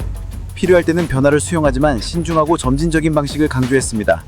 급진적 혁명은 사회 불안과 혼란을 초래한다고 봤습니다. 다섯째, 정부의 제한적 역할입니다. 정부는 전통 유지, 사회 질서 보호, 도덕적 가치 수호에 집중해야 합니다. 경제와 사적 영역은 공동체와 개인에 맡기는 것이 이상적이라고 주장했습니다. 한마디로 요약하면 사회는 유기적이고 변화는 점진적이며 인간은 완전하지 않다는 것이 에드먼드 버크의 핵심 메시지입니다. 현대 보수정당과 정책의 철학적 근간을 제공한 것입니다. 보수주의의 장단점 분석. 그렇다면 보수주의의 장단점은 무엇일까요? 먼저 장점입니다. 사회 안정을 유지합니다. 전통과 관습을 존중하여 급격한 변화나 혼란을 최소화합니다. 제도와 법 질서를 강조합니다. 사회 규범과 법률 준수를 강조하여 사회적 혼돈을 방지합니다. 경제적 안정성을 추구합니다. 점진적 변화를 선호하여 시장과 제도를 안정시킵니다. 문화와 역사를 보존합니다. 공동체 정체성과 가치를 유지합니다. 책임을 강조합니다. 개인과 공동체가 책임감 있게 행동하도록 유도합니다. 그러나 단점도 명확합니다. 변화 대응이 느립니다. 급진적 사회 문제나 신기술 적용이 지연될 수 있습니다. 사회적 불평등을 유지할 가능성이 있습니다. 전통과 계층 구조를 존중하여 격차가 확대될 수 있습니다. 개인 자유가 제한될 가능성이 있습니다. 공동체와 전통 보호를 위해 개인 선택을 제한할 수 있습니다. 혁신 억제 위험이 있습니다. 실험적 정책이나 개혁 시도가 제한되어 사회 발전 속도가 저하될 수 있습니다. 포용성이 부족합니다. 다문화와 신사상 수용에 소극적이어서 사회적 갈등이 발생할 수 있습니다. 보수주의가 다른 정치 이념과 구별되는 핵심은 무엇일까요? 명확한 차이점들이 있습니다. 자유주의와 비교하면 자유주의는 개인 자유와 변화를 강조하지만 보수주의는 전통, 질서, 점진적 변화를 강조합니다. 자본주의와는 자본주의가 경제 자유를 강조하는 반면 보수주의는 안정과 점진적 시장 규제를 선호할 수 있습니다. 사회주의와 비교하면 사회주의는 평등과 공공소유를 강조하지만 보수주의는 계층 구조와 전통을 존중합니다. 공산주의와는 공산주의가 계급 철폐와 강력한 국가 개입을 추구하는 반면 보수주의는 점진적 사회 유지를 추구합니다. 전체주의와 비교하면 전체주의는 개인 자유 제한이 극단적이지만 보수주의는 전통과 규범 중심의 제한을 특징으로 합니다.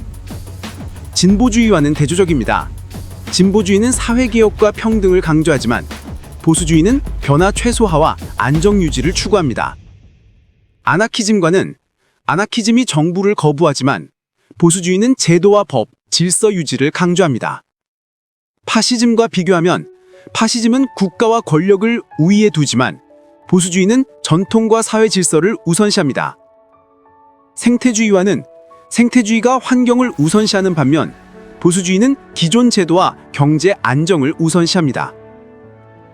지금까지 보수주의의 핵심을 살펴봤습니다. 보수주의는 전통과 질서, 사회 안정이 핵심이며 급진적인 변화보다는 점진적인 개혁을 추구하는 이념입니다. 하지만 변화 대응 지연, 불평등 유지 가능성, 혁신 제한 문제가 단점으로 지적됩니다.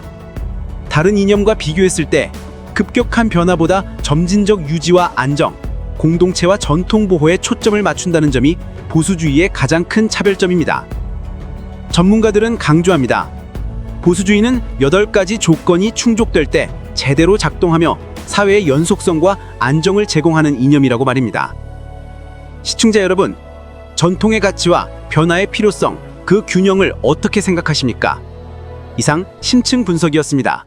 아나키즘, 국가 없는 자유를 향한 이념. 시청자 여러분 안녕하십니까? 오늘 심층 분석 시간에는 가장 급진적인 자유를 추구하는 이념, 아나키즘에 대해 집중 조명해 보겠습니다. 모든 형태의 국가 권력을 부정하는 아나키즘, 과연 어떤 조건에서 작동할 수 있을까요? 그리고 이 이념이 꿈꾸는 자발적 연대의 사회, 그 실체는 무엇일까요? 지금부터 피터 크로포트킨을 비롯한 아나키스트들의 연구를 바탕으로 아나키즘의 핵심과 현실을 낱낱이 파헤쳐 보겠습니다. 아나키즘이란 무엇인가? 아나키즘의 핵심은 급진적입니다. 모든 형태의 강제적 지배와 국가 권력을 부정하고 개인의 자발적인 연대와 협동을 기반으로 한 자유로운 사회를 건설하려는 이념입니다. 전문가들은 강조합니다. 아나키즘은 단순한 무질서가 아니라고 말입니다. 아나키즘이 작동하는 8가지 필수 조건. 아나키즘 이론가들과 연구자들이 공통적으로 지적하는 아나키즘의 필수 조건 8가지를 정리했습니다. 첫째, 자발적 연대와 상호부조 문화입니다. 경향신문과 아나키즘 문헌 연구는 설명합니다. 아나키즘은 강제적인 국가 권력이 없어도 사람들이 서로 자발적으로 협력하고 연대해야 사회가 유지될 수 있다는 전제 위에 있습니다.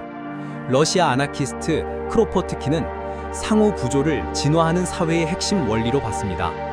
하승우 교수는 아나키즘은 무정부가 아니라 공동체와 연대를 말한다고 설명합니다. 즉, 이타적 행동과 공동체 책임감이 널리 퍼진 사회여야 한다는 것입니다. 둘째, 분권화된 조직과 자율 공동체 구조입니다. 아나키스트 도서관 연구는 분석합니다. 중앙 집권적 권력이 없기 때문에 권력과 자원의 분배를 상호 자율적이고 네트워크화된 공동체, 즉 코뮌, 시의회, 노동자위원회 등이 수행할 수 있어야 합니다. 아나키스트 사상가들은 국가 대신 자발적인 조직들, 동아리, 자율단체, 커뮤니티가 사회 질서를 유지할 수 있다고 봅니다. 이런 공동체들은 관료제나 강제적 통제를 가진 기관이 아니라 자율성과 직접 참여를 기반으로 운영돼야 한다는 것입니다. 셋째, 개인의 자율성과 책임의식입니다. 아나키스트 도서관 연구는 강조합니다. 아나키즘은 개인의 자유를 매우 중시하지만 단순한 개인주의가 아닙니다. 개인이 자유롭게 행동하는 동시에 자신의 행동이 공동체에 미치는 영향을 인식하고 책임지는 태도가 중요합니다. 아나키스트 철학자들은 자유롭되 책임 있는 행동을 이상으로 봅니다. 무정부 상태에서 개인이 자기중심적이고 이기적으로 행동하면 공동체의 붕괴로 이어질 수 있기 때문입니다.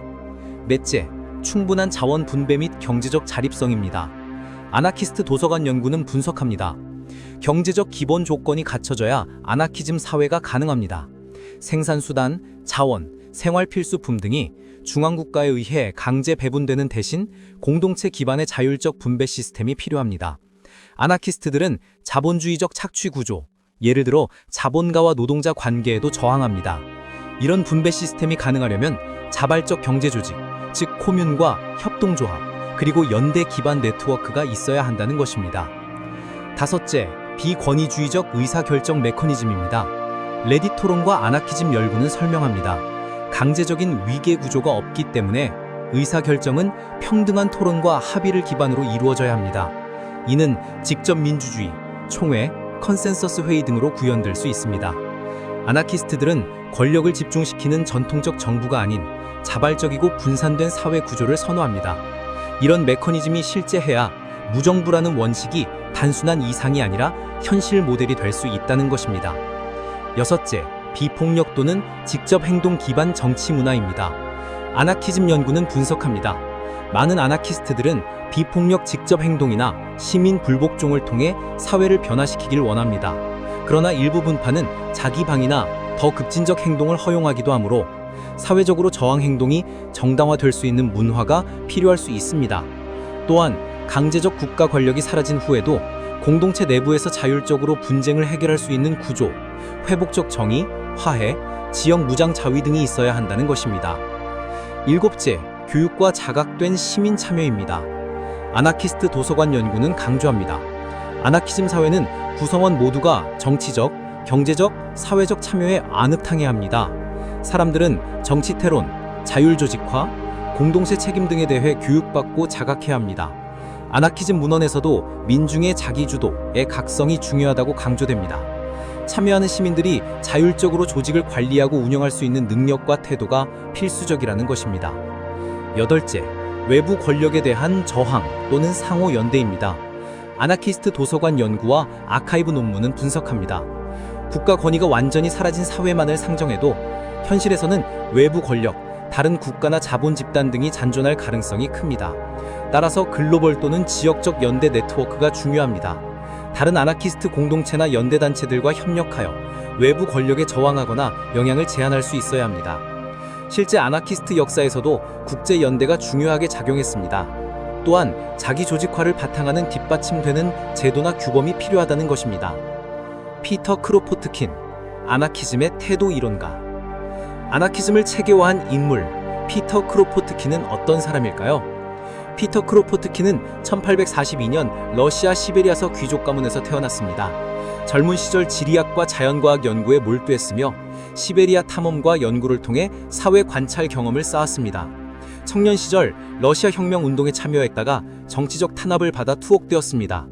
투옥 후 스위스로 망명했고 이후 유럽 각지에서 아나키스트 활동과 저술을 지속했습니다. 1921년 영국에서 사망했습니다. 그의 대표 저상은 두 가지입니다. 1902년 출간한 상호 부조론, 그리고 1892년 출간한 빵의 쟁취입니다. 크로포트킨의 핵심 주장은 6가지로 요약됩니다. 첫째, 자발적 연대와 상호 부조입니다. 인간과 동물 모두 협력과 상호 부조가 생존과 발전의 핵심입니다. 국가와 강제적 권력이 없어도 자발적 협력이 가능하며 이는 사회적 진화의 원리라고 봤습니다. 둘째, 무정부 분권 사회. 중앙집권적 권력이 없이 분산되고 자율적인 공동체, 즉 코뮌과 노동자위원회 등이 사회를 유지해야 합니다. 권위와 강제 없이도 질서와 정의가 실현될 수 있다고 주장했습니다. 셋째, 경제적 평등과 자율 분배. 생산수단 공동 소유 및 자율 분배를 강조했습니다. 모든 사람이 필요에 따라 생산물을 나눠 갖는 사회를 목표로 했습니다. 넷째, 비권위주의적 의사결정 메커니즘.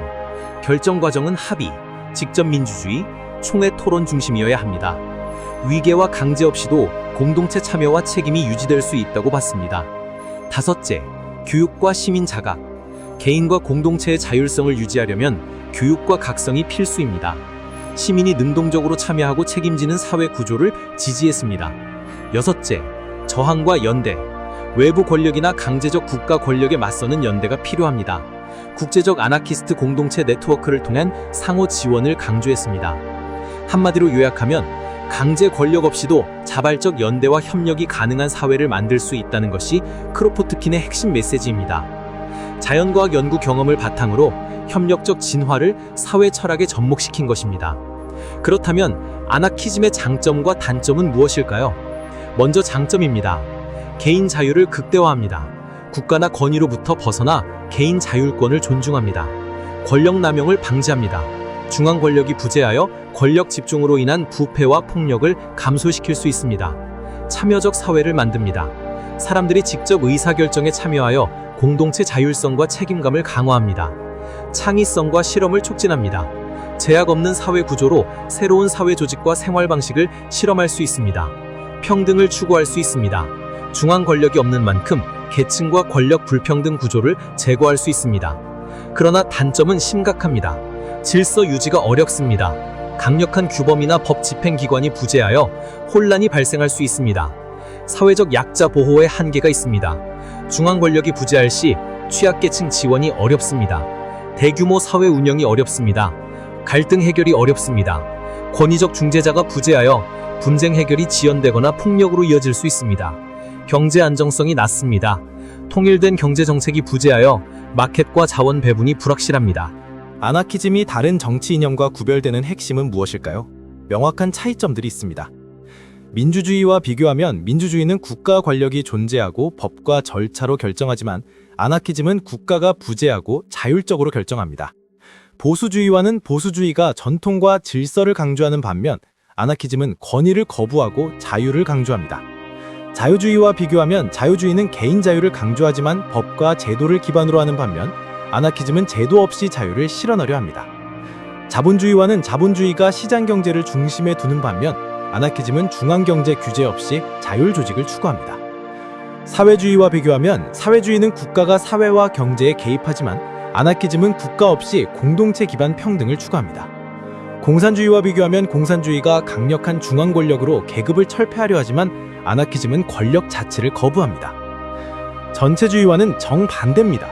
전체주의는 권력을 집중하고 개인을 억압하지만 아나키즘은 권력을 거부하고 자유를 극대화합니다. 진보주의와 비교하면 진보주의는 제도개혁으로 평등과 사회 변화를 추구하지만 아나키즘은 제도 없이 변화를 지향합니다. 파시즘가는 파시즘이 국가와 권력을 절대 우위에 두는 반면 아나키즘은 권력을 거부합니다. 생태주의와는 생태주의가 환경보호를 중심에 두고 정책과 규제를 활용하는 반면 아나키즘은 중앙규제 없이 자율적 실천을 추구합니다.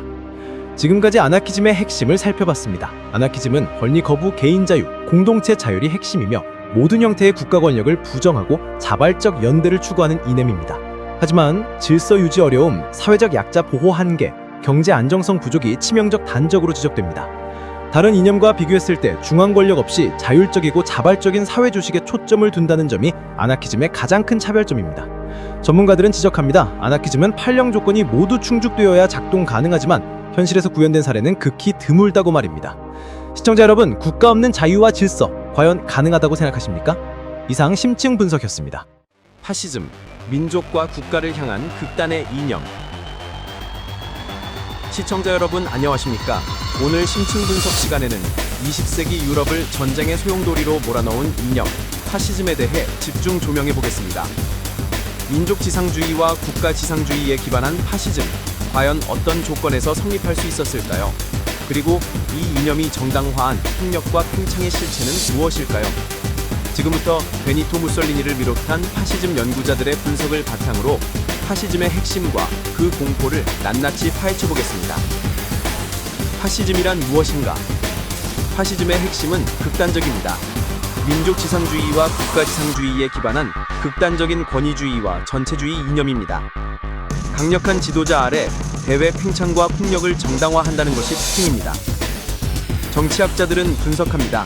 파시즘은 단순한 권위주의를 넘어선다고 말입니다. 영국 정치학자 로저 그리핀에 따르면 파시즘의 핵심은 국민의 재탄생을 위한 신화적 혁명이라는 개념에 있습니다. 파시즘이 작동하는 9가지 필수 조건. 정치학자들과 역사학자들이 공통적으로 지적하는 파시즘의 필수 조건 9가지를 정리했습니다. 첫째, 사회적 위기와 불안입니다. 사회과학 아카이브는 분석합니다. 전쟁, 경제 불황, 사회 붕괴 같은 심각한 위기 상황이 존재해야 합니다. 예를 들어 제1차 세계대전 후 유럽의 혼란이 파시즘 사상의 토대를 마련했다는 평가가 많습니다. 기존 질서, 자유주의, 민주주의, 전통적 제도에 대한 실망감이나 불신이 널리 퍼져 있어야 한다는 것입니다. 둘째, 민족주의와 국가주의의 강한 정체성입니다. 위키백과는 설명합니다. 파시즘은 민족, 즉 국가를 하나의 유기적 실체로 보며 민족의 영광 회복 또는 재탄생 신화를 강조합니다. 내부 결속과 외부의 적, 무슬림, 외국인, 소수민족 등을 규정할 수 있는 민족 정체성 신화가 존재해야 한다는 것입니다. 셋째, 카리스마적 지도자와 지도자 숭배입니다. 연구자들은 분석합니다. 파시즘은 지도자에게 매우 강한 권력을 집중시켜 지도자 개인에 대한 충성 및 숭배가 있어야 합니다. 지도자는 민족을 재생시킬 영웅이라는 신화적 이미지를 갖습니다. 넷째, 대중동원과 정치 의대화입니다. 한국과학기술정보연구원은 강조합니다. 대중집회, 퍼레이드, 군사의식, 상징적 의례 등이 정기적으로 활용되어야 합니다. 파시즘은 정치의 미학화를 중요하게 여깁니다.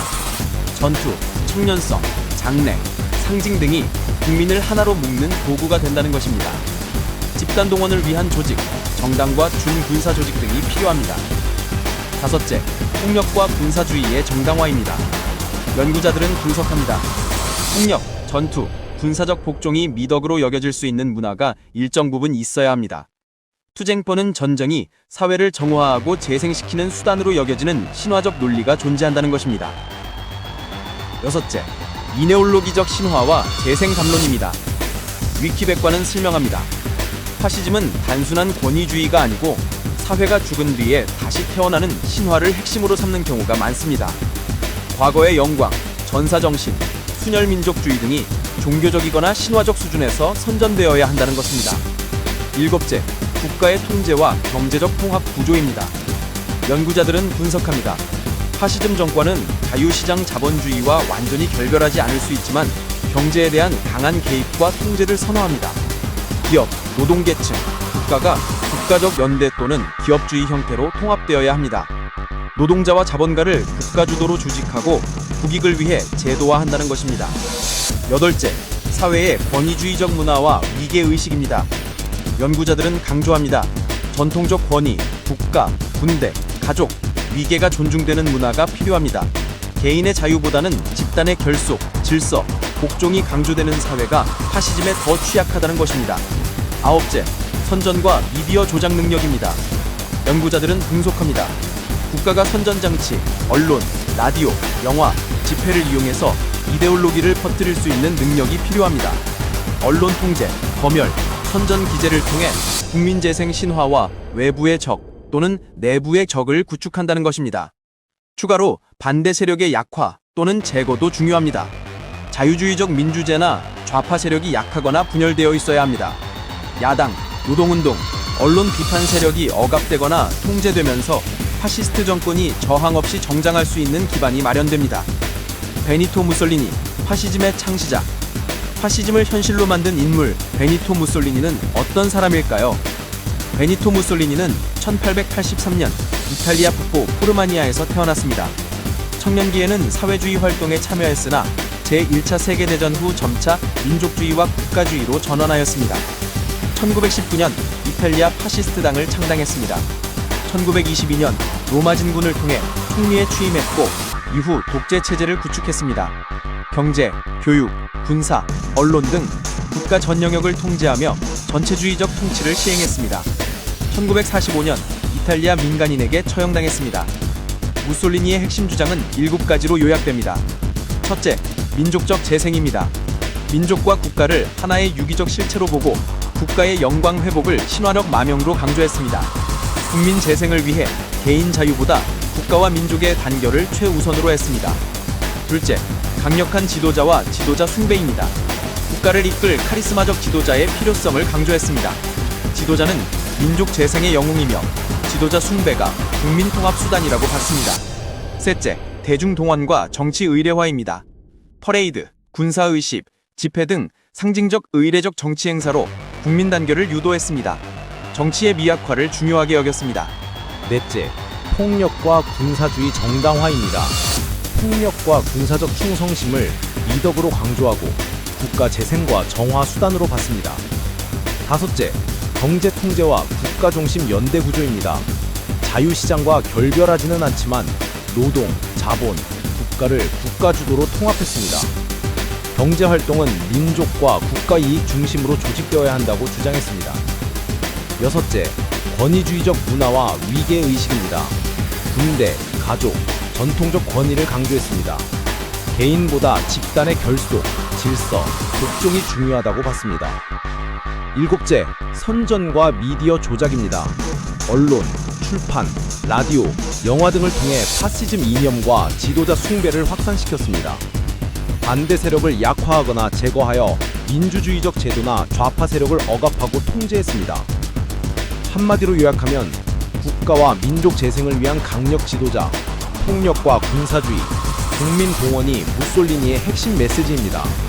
정치 의례와 상징, 경제 통합, 선전 활용 등 현대 전체주의의 모델을 제공한 것입니다. 그렇다면 파시즘의 장점과 단점은 무엇일까요? 먼저 장점입니다. 강력한 국가 통제가 가능합니다. 중앙 권력 집중으로 사회 질서와 안정을 단기간 유지할 수 있습니다. 빠른 의사 결정이 가능합니다. 독재적 지도 체제로 정책 실행 속도가 빠릅니다. 국가 단결을 강화합니다. 국민 정체성과 국가주의를 강조하여 내부 결속력이 증가합니다. 경제 동원 효율성이 있습니다. 국가가 산업과 자원을 집중하여 전쟁이나 대규모 프로젝트 등을 효율적으로 추진할 수 있습니다. 사회적 혼란을 단기적으로 최소화합니다. 권위적 질서와 규율 강화를 통해 혼란을 억제할 수 있습니다. 그러나 단점은 훨씬 더 심각합니다. 개인 자유를 억압합니다. 표현, 집회, 사상의 자유를 제한하여 인간 권리를 침해합니다. 권력남용 위험이 큽니다. 독재 권력 집중으로 부패, 탄압, 폭력이 발생할 수 있습니다. 사회적 갈등이 확대될 가능성이 있습니다. 특정 집단 배제와 차별 정책으로 사회적 갈등이 심화됩니다. 혁신과 창의성을 저해합니다. 강제적 규율과 국가주의로 다양성과 창의성이 제한됩니다. 전쟁과 침략 위험이 증가합니다. 국가주의와 군사력 강도로 외부 충돌 가능성이 상승합니다. 파시즘이 다른 정치 이념과 구별되는 핵심은 무엇일까요? 요약한 차이점들이 있습니다. 민주주의와는 정반대입니다. 민주주의는 권력 분산과 국민 참여를 보장하지만 파시즘은 권력 집중과 시민 참여 제한을 특징으로 합니다.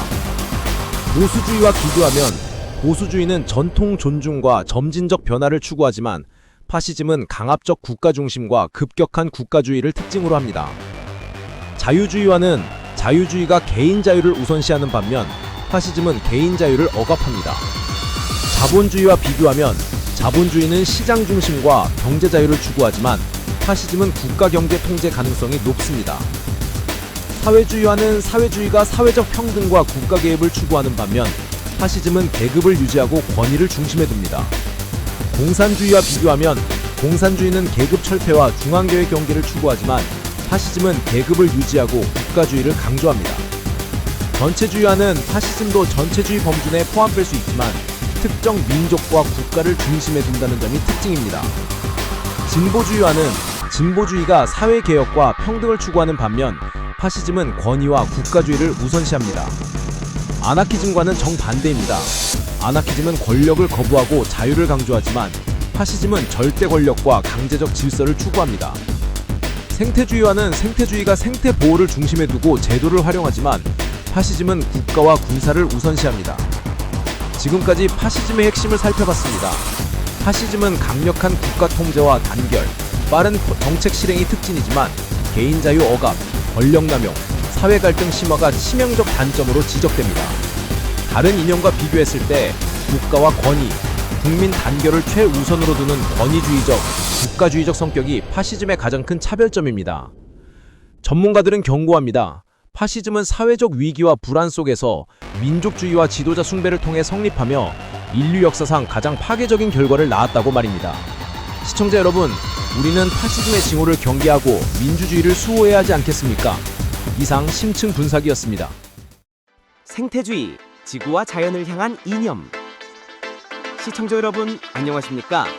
오늘 심층 분석 시간에는 21세기 인류의 생존을 위협하는 환경 위기에 대응하는 이념, 생태주의에 대해 집중 조명해 보겠습니다. 인간 중심주의를 비판하고 생태계 전체의 균형을 추구하는 생태주의. 과연 어떤 조건에서 작동할 수 있을까요? 그리고 이 이념이 제시하는 지속 가능한 미래의 실체는 무엇일까요? 지금부터 머레이 북치를 비롯한 생태주의 사상가들의 연구를 바탕으로 생태주의의 핵심과 현실을 낱낱이 파헤쳐 보겠습니다. 생태주의란 무엇인가? 생태주의의 핵심은 명확합니다.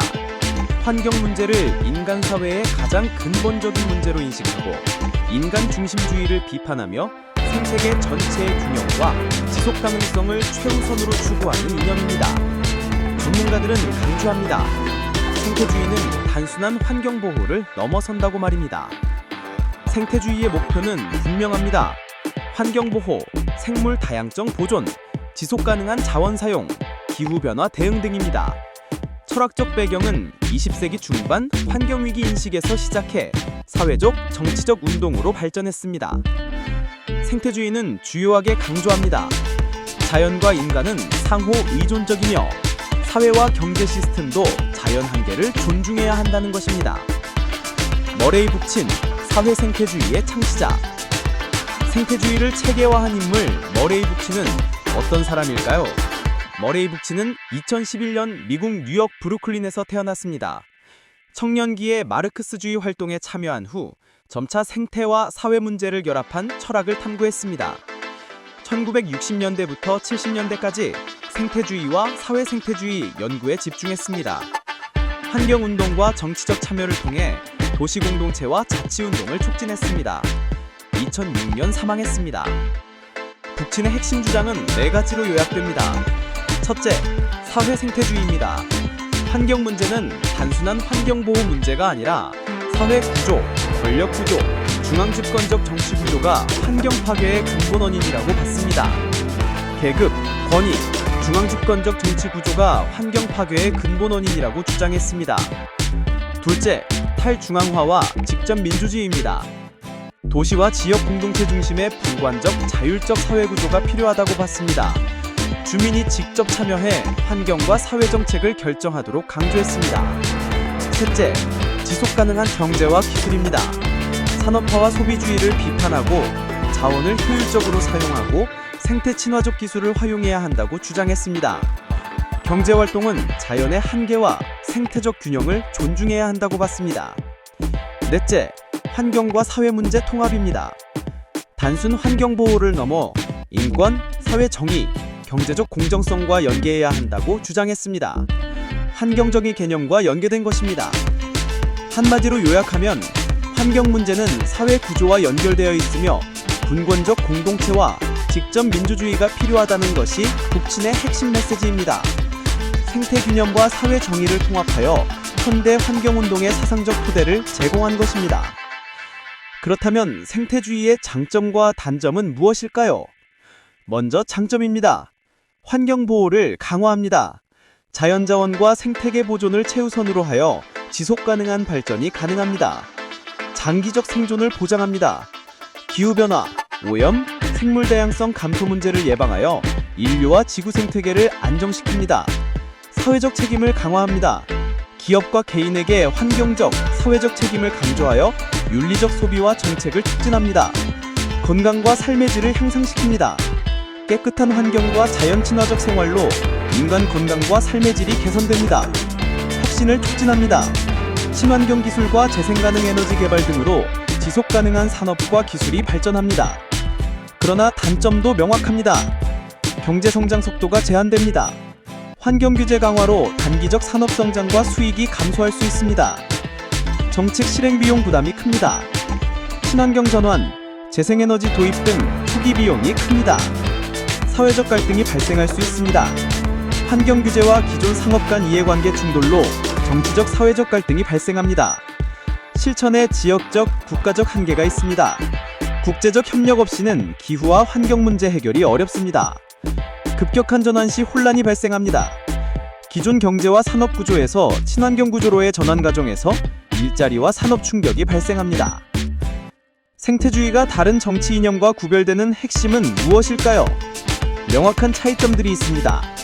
민주주의와 비교하면 민주주의는 정책 결정 방식을 강조하지만 생태주의는 환경 중심 목표를 우선시합니다. 보수주의와는 보수주의가 전통과 질서를 중시하는 반면 생태주의는 환경 보존과 혁신을 강조합니다. 자유주의와는 자유주의가 개인 자유와 마켓을 강조하지만 생태주의는 환경 보호와 장기적 공동선을 강조합니다. 사회주의와는 사회주의가 계급 평등을 강조하는 반면 생태주의는 자연과 생태를 중심에 둡니다. 공산주의와 비교하면 공산주의는 계급 철폐와 계획 경제를 강조하지만 생태주의는 지속 가능한 환경 중심 계획을 추구합니다. 전체주의와는 전체주의가 권력 집중과 통제를 강조하는 반면 생태주의는 권력보다는 생태 목표를 중심에 둡니다. 진보주의와는 진보주의가 사회개혁과 평등을 강조하지만 생태주의는 환경 지속 가능성을 최우선시합니다. 아나키즘과는 아나키주의 권력 거부와 자유를 강조하지만 생태주의는 자연 보호와 공동체 규범을 강조합니다. 파시즘과는 파시즘이 국가주의와 권위를 우선시하는 반면 생태주의는 자연과 지구를 우선시합니다. 자본주의와는 자본주의가 마켓과 이윤을 중심에 두지만 생태주의는 환경과 지속 가능성을 중심에 둡니다. 지금까지 생태주의의 핵심을 살펴봤습니다. 생태주의는 환경보호와 지속 가능한 발전이 핵심 강점이며 인간 중심주의를 넘어 생태계 전체의 균형을 추구하는 이념입니다. 하지만 경제적 비용과 전환 과정의 충격이 단점으로 지적됩니다. 다른 이념과 비교했을 때 인간 중심보다는 자연과 지구 중심, 장기적 생존과 환경 목표를 우선시한다는 점이 생태주의의 가장 큰 차별점입니다. 전문가들은 강조합니다. 생태주의는 21세기 인류가 직면한 기후위기와 환경 파괴를 대응하는 필수적인 이념이라고 말입니다. 시청자 여러분, 지구의 미래와 인리의 생존, 우리는 무엇을 선택해야 할까요? 이상 심층 분석이었습니다. 진보주의, 사회개혁을 향한 이념. 시청자 여러분 안녕하십니까? 오늘 심층 분석 시간에는 우리 시리즈의 마지막 주제, 사회개혁과 평등을 추구하는 이념, 진보주의에 대해 집중 조명해 보겠습니다. 사회의 불평등과 부당한 권력 구조를 개선하려는 진보주의, 과연 어떤 조건에서 작동할 수 있을까요? 그리고 이 이념이 추구하는 변화의 실체는 무엇일까요? 지금부터 테오도르 루즈벨트를 비롯한 진보주의 지도자들의 활동을 바탕으로 진보주의의 핵심과 현실을 낱낱이 파헤쳐 보겠습니다. 진보주의란 무엇인가? 진보주의의 핵심은 명확합니다. 사회의 불평등, 부당한 권력 구조, 비효율적인 제도 등을 개선하고자 하는 정치적, 사회적 운동과 사상을 의미합니다. 진보주의는 4가지를 강조합니다. 첫째, 혁신입니다. 기존의 사회와 경제 제도를 개선합니다. 둘째, 평등입니다. 사회적 약자를 보호하고 기회 균등을 실현합니다. 셋째, 사회 개혁입니다. 법, 교육, 노동 등 사회 구조를 개선합니다. 넷째, 발전 지향입니다.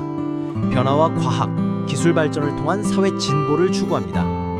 역사적으로 진보주의는 19세기 말부터 20세기 초 산업화와 도시화로 인한 빈부격차, 노동 환경 악화, 정치 부패에 대응해 나왔습니다. 미국과 유럽 등에서 사회 문제 해결과 민주주의 확대를 목표로 성장했습니다.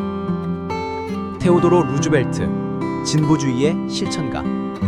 진보주의를 정책으로 구현한 인물 테오도르 루즈벨트는 어떤 사람일까요? 테오도르 루즈벨트는 1858년에 태어나 1919년에 사망한 미국 제26대 대통령입니다. 하버드 대학을 졸업한 후 정치에 진출했습니다. 뉴욕주 하원 의원, 미국 해군 차관, 뉴욕주 주지사 등 다양한 정치 경험을 쌓았습니다. 1901년 맥킨리 대통령 암살 후 대통령직을 승계했습니다. 진보주의자로서 루즈벨트의 활동은 4가지로 요약됩니다. 첫째, 정치개혁입니다. 부패 정치와 거대 기업의 독점을 규제했습니다. 이른바 트러스트 버스팅이라고 불리는 독점 기업 해체 정책을 펼쳤습니다. 둘째, 사회복지입니다. 노동자를 보호하고 아동노동을 금지했으며 근로시간을 규제했습니다. 셋째, 환경보호입니다. 국립공원 및 보호구역을 지정하고 자연자원 보전 정책을 추진했습니다. 넷째, 경제공정입니다.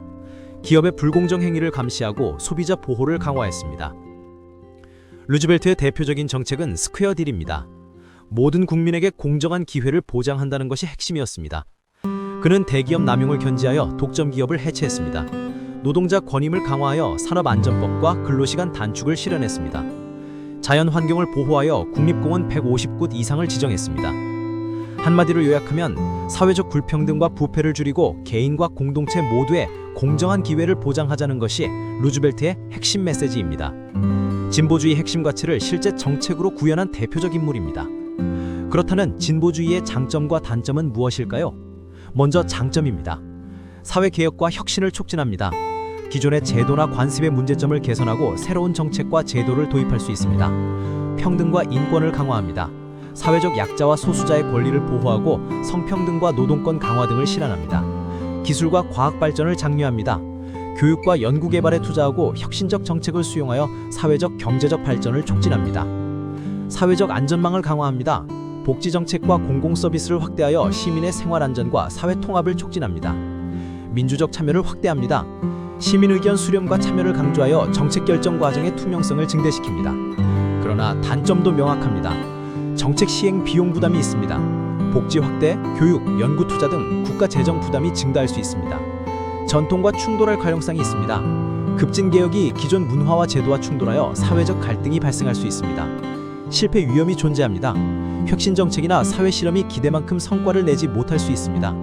정책의 일관성 문제가 있습니다. 변화 중심이므로 정치적 상황에 따라 정책이 자주 바뀔 수 있습니다. 사회적 분열 가능성이 있습니다. 급진개혁과 보수적 가치관 갈등으로 정치적, 사회적 긴장이 유발될 수 있습니다. 진보주의가 다른 정치 이념과 구별되는 핵심은 무엇일까요? 명확한 차이점들이 있습니다. 민주주의와 비교하면 민주주의는 권력구조와 절차를 중심에 두지만 진보주의는 사회 개선과 평등을 중심에 둡니다. 보수주의와는 대조적입니다. 보수주의는 전통 유지와 안정을 강조하지만 진보주의는 변화와 혁신을 우선시합니다. 자유주의와 비교하면 자유주의는 개인 자유와 시장을 강조하지만 진보주의는 평등과 사회적 안전망을 강조합니다. 사회주의가 생산수단 공유와 경제적 평등을 강조하지만 진보주의는 시장과 개인 소유를 인정하고 사회개혁을 강조합니다. 공산주의와 비교하면 공산주의는 계급 철폐와 계획 정제를 강조하지만 진보주의는 민주적 제도 내에서 점진적 개혁을 추구합니다. 아나키즘이 권력 거부와 자유를 강조하지만 진보주의는 제도와 정부를 활용하고 점진적 개혁을 지향합니다. 파시즘이 국가주의와 권위를 우선시하지만 진보주의는 인권, 평등, 개혁을 우선시합니다. 생태주의와 비교하면 생태주의는 환경과 지속 가능성을 우선시하지만 진보주의는 사회적, 경제적 평등과 개혁을 우선시합니다. 자본주의와 비교하면 자본주의가 시장과 이윤을 중심에 두지만 진보주의는 공정과 사회적 안전망을 중심에 둡니다. 지금까지 진보주의의 핵심을 살펴봤습니다. 진보주의는 사회개혁, 평등, 혁신을 핵심으로 하며 불평등과 부당한 권력 구조를 개선하려는 이념입니다.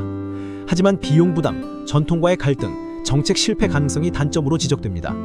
다른 이념과 비교했을 때 단순한 절차나 자유보다 사회 개선과 평등, 혁신적 변화를 중시한다는 점이 진보주의의 가장 큰 차별점입니다. 전문가들은 강조합니다. 진보주의는 19세기 말 산업화 시대에 등장해 오늘날까지 사회개혁의 중요한 동력이 되고 있다고 말입니다. 시청자 여러분, 지금까지 민주주의부터 진보주의에 이르기까지 세계를 움직이는 11가지 주요 정치 및 경제 이념의 핵심을 정리하고 각 이념이 사회에서 실질적으로 기능하기 위해 필요한 조건들까지 깊이 있게 살펴보았습니다. 우리가 사는 사회는 이러한 이념들이 서로 영향을 주고받으며 끊임없이 변화하는 복잡한 시스템입니다.